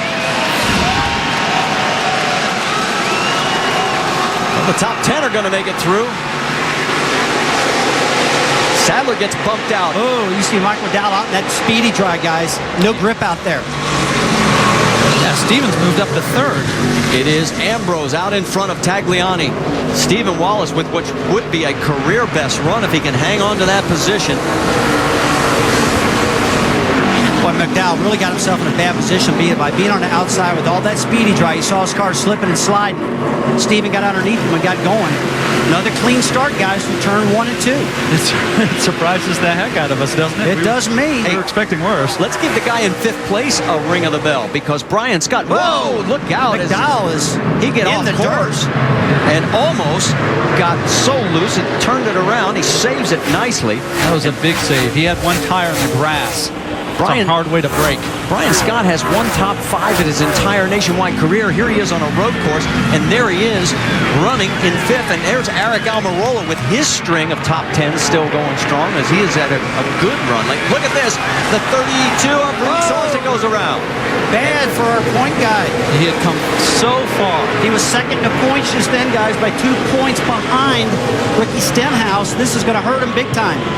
Drop to the back of the field. McDowell making a pass here. Taking a peek on the inside of Stephen Wallace as they go into 13. Can he make it stick? Little contact up over the curbs. They both survive. Well, that's as good as that can turn out. You see Stephen choosing to block a little on the inside, position himself for turn 1. 2 laps remaining on this 2.7-mile circuit. Wallace trying to hold off Scott. Looks like there was a little contact there. Courtesy of the bumper cam, there was no doubt about it. Well, you can tell the intensity heating up. Oh, Ricky Stenhouse goes around. That was our point leader right there. That is great for Reed Sorensen. We got a race again here, guys. And he's got smoke out that right side. Is it a tire rub? Uh-oh. Remember the fact that the Roush engines, they've had some problems lately. I think that's tire rub. I think you're right. I think it is. Boy, falling apart for a lot of the points contenders here late in the race. Elliott Sadler's, he dropped to 12th. Marcus Ambrose doesn't know all the excitement that is going on behind him, and look at this. Tied for second, 17 back would be Sorensen and Sadler. Scott Speed overheating big time, guys, shooting a lot of water out of that 33 car. You think he might have some grass on the front of the grill? He's got a lap and a half to go, and I guarantee he's not going to stop to pull it off. Your driver tissue melts down. That's all you can do, Marty. You're exactly right. Danica Patrick locked up. Yeah, she's got brake issues again. Still. Oh, right into Ron Fellows. She hit him accidentally. It's a tough part of the course. She was running 13th. Has a good run going despite all the brake issues. She's going to lose a couple more spots here. And at Marty, it looks like her right rear quarter panel's tore up big time. And there's still problems for Stenhouse. Remember, we talked about how... motor. It is motor. I was wondering, guys. You're right. Yeah, it's coming apart. Turn into turn 10. And we've got a full course caution. Unbelievable. But the final lap is out. No. We got the white flag flying, Marty. Check we got it, the white yes. flag. Don't have to worry about it. No, it is a final lap. So it's going to be a full run to the finish. Yeah, Marcus is just saying to himself, all I got to do is have a solid lap, no mistakes, hit my marks, don't miss those shifts. These things are second nature for him. Oh, and that turn 14 is what got him a couple years now. When he hits the rump of the bump right there, he got him out of control. He's got to be thinking that. Let's give a little credit to his substitute driver while he was gone. A friend growing up, Owens. Yep, good drive he did for Marcos, getting that car set up. Owen Kelly did a great job. Yeah, Owen Kelly. And that was Marcus' decision. Just a few corners left in the Napa 200. And the demons for Marcus Ambrose in less than 2 weeks will be taken care of on both the Cup and nationwide level. Okay, this is a tough part right here into turn 10. A lot of drivers trying to outbrake each other into here. Let's just get through this corner. He does a great job, Marcos does. Alex Tagliani there in second, with McDowell close by in third. Stephen Wallace still in a career best position of fourth. And Brian Scott with a sneaky little run. He never really cracked the top 5 until the end. What about Alex Tagliani? Take a look at Michael McDowell trying to make a pass. Sees better, gets back in line, guys. Marcos Ambrose went through a lot to get here. He's thinking right now it was all worth it. Takes the corner nice and smooth this time. Comes down the long front straightaway. Brian Scott gets turned. Awesome job, Marcus Ambrose. Awesome job, son. Nice job, guys. And Marcus Ambrose gets the win. Exciting run. And we make it without rain, guys. This is a very entertaining race. Great race, great race. Brian Scott ends up coming in 12th position after the last corner spin. And look how wounded that car is. Awesome job, guys. Second race in a row for Richard Petty Motorsports. He wins Watkins Glen last week. And he wins again here at Montreal, Canada. The very appreciative fans. They wanted one of their Canadian drivers to win, but they will salute the champion. Richard Petty and Andrew Merstein, the two got to be excited about their driver, Marcos Ambrose, what he's done. Really proud for him. And let's check in with Shannon Spake. She's caught up with a very happy winning crew chief. I'm telling you, a very happy crew chief. You guys had so much to overcome. Starting in the back, you had a substitute driver for practice and qualifying. What was the key to getting this victory today? Man, when Marcos got spun out there, I think by the 22, he was so determined, man. The car was really fast. The Richard Petty Motorsports DeWalt car was just so awesome. I don't know. He's the man. He is just a man. And I think the crew down here, they're pretty good too. Guys? All right, thank you, Shannon, as the celebration is just beginning here in Montreal, Quebec, as Marcus Ambrose, in literally a span of less than a week, wins his first nationwide race and his first cup race back at Watkins Glen. We'll get a chance to talk to him. I guarantee you he is going to have one big, deep breath, and a lot of demons have been exercised. NASCAR Nationwide Series at Montreal is brought to you by Geico. 15 minutes could save you 15% or more on car insurance. Back here at the circuit, as they say in French up here in Canada, Gilles Villeneuve. There is the winning car of Marcus Ambrose. And do you notice those little drops on the hood and the roof? Yes, it has just begun to sprinkle lightly here at Montreal. So we get this race in, all 74 laps, under dry conditions. All right, let's go back earlier in the race. And here on pit road, actually, some contact we're hearing from the 66 and the 99 camp. As here is Stephen coming in. Whoa, okay, well. Jim, what's going on? Well, that's the first thing I'm going to ask Steve Wallace about, even though he just posted a career-best fourth-place finish. You saw the same replay I did. What gives? I don't know. My 5-hour Toyota was really fast today. We had a couple challenging moments where me and Carpentier were racing really hard, and I got underneath of him. I tried to outbrake him. He crowded me. I got loose, and I spun him out. Obviously, Baxter was upset. I'd be upset too. But only girls pull hair, so I don't really know if it's what to say about that. But great finish for our 5-hour Toyota. The pit stops were great. The car ran great all weekend, and today was a good finish. And I feel really bad about what happened to Jason Leffler. That might have looked intentional. It wasn't intentional. I'm trying to seal everything up I can with him, and I feel really bad about him. And that was honestly a racing deal. Me and the 9-car Ambrose were side by side.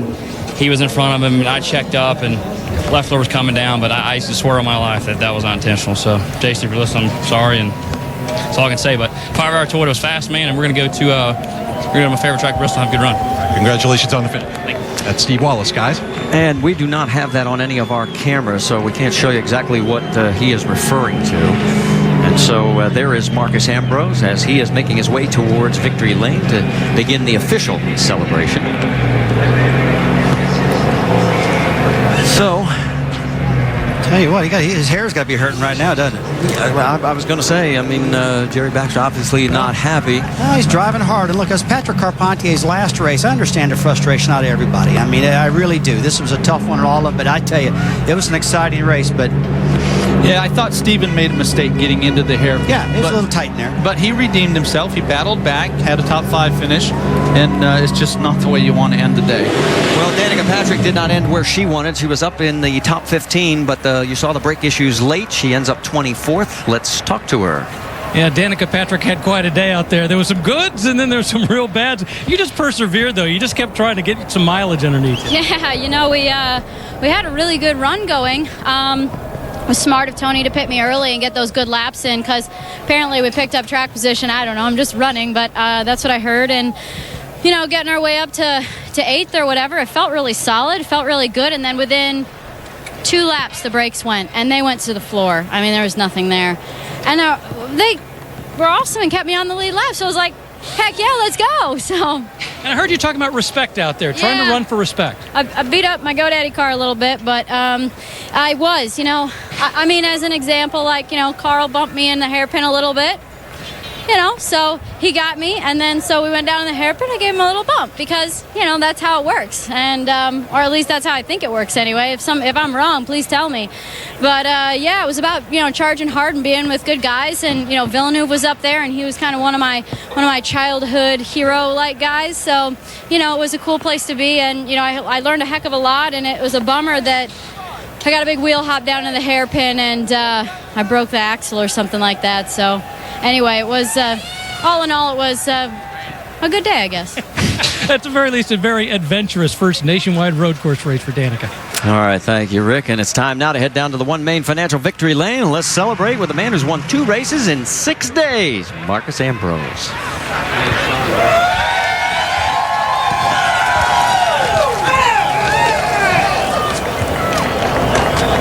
many times Marcus Ambrose has tried to win here at Montreal, guys, and he finally breaks through as the rain starts to fall. No rain tires today. You guys did have to overcome a lot. You said that you had 2 goals. 1, to win a Sprint Cup race on an oval, and 2, Montreal. What's it feel like to break through? Yeah, just making a habit of winning for Stanley and Ford here, 2 in 2 weeks. It's just awesome. Just can't thank these guys enough just for the opportunity. Been trying to win up here for so long, and I feel pretty hard done by this year. The race went my way, and I didn't lead as many laps, but I definitely won the most important one. That was the last one. You started in the back of the field. You had someone else practice your car. Walk me through the run-in with the 22 car that looked like it could have ended your day. Yeah, I thought it did end my day. A bit of a bonehead move. I don't know what he was thinking, but got alongside him into turn 1 and held my line, and he must just lost talent across the grass or something and ran into us. But we were fortunate.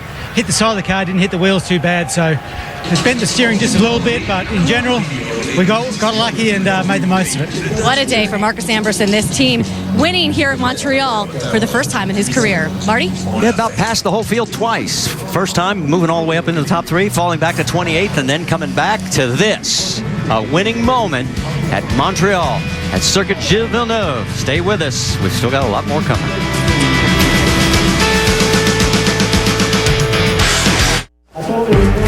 Just some of the great fans that are making their way out of Circuit Gilles Villeneuve. Here is the ticket to the race as we head back to the short track at Bristol. It's going to be a fun time next Friday night, and then on to Atlanta, Richmond, Chicagoland, and then all the way through to November at Homestead Miami Speedway, where we'll crown a champion.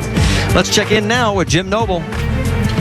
Well, Marty, Alex Tagliani came oh so close to giving his home country a victory here in person. How much was that going through your mind as you were trying to chase down Marcus Ambrose? Yeah, it was definitely crossing my mind once in a while, but I was so happy of the opportunity to race for Penske Racing, and driving the Dodge Challenger car this weekend was pretty quick, and it's unfortunate for Jack with what happened on one of the restart, but we decided to go with a car that was very good on the long run and very good on the tires, and I think we had one of the fastest car on the long run, but all these restarts were pretty tough for us. So I'm very proud, very thankful for all the help that I had from Penske Racing, and it was great to drive the Hot Wheels Dodge this weekend here in Montreal. All right, he gave it all he got. Alex Tagliano brings it home second. Shannon? Well, not the finish that Ricky Stenhouse Jr. wanted, but you are still the points leader by 8 points. I know you were battling those brakes from pretty much the first lap. Can you describe the day? Our Fastenal Mustang was decent in practice, and we were just kind of riding around, biding our time, and the brakes weren't the best. We'll have to go back and maybe do some more testing and try to get the brakes better for us. But we were just riding around and thought we were going to have the day we were looking for. We found ourselves in the top 10 there a couple times, and just riding around, and then we all got bottled up down here getting in turn 1, and I guess it cracked the fitting on top of the radiator, and thought we were going to be able to finish, but we didn't. But we'll just go on to Bristol next week, where we'll have a fast Fastenal Mustang there, and hopefully have a better result. Thanks, Ricky. Marty? All right, let's take a look at the motorsports calendar. NHRA drag fans, you've got qualifying tonight and the finals tomorrow on ESPN2 at 11 and 10 Eastern, respectively. Pure Michigan 400 tomorrow noon Eastern on ESPN. The Le Mans Series of Road America 4:30 Eastern tomorrow on ABC, and will be come to you from Bristol Friday night 7 Eastern on ESPN. Coming up next, Little League World Series presented by Kellogg's Frosted Flakes. This has been a presentation of ESPN, the worldwide leader in sports. For our entire ESPN crew, I'm Marty Reed. Thanks so much for joining us.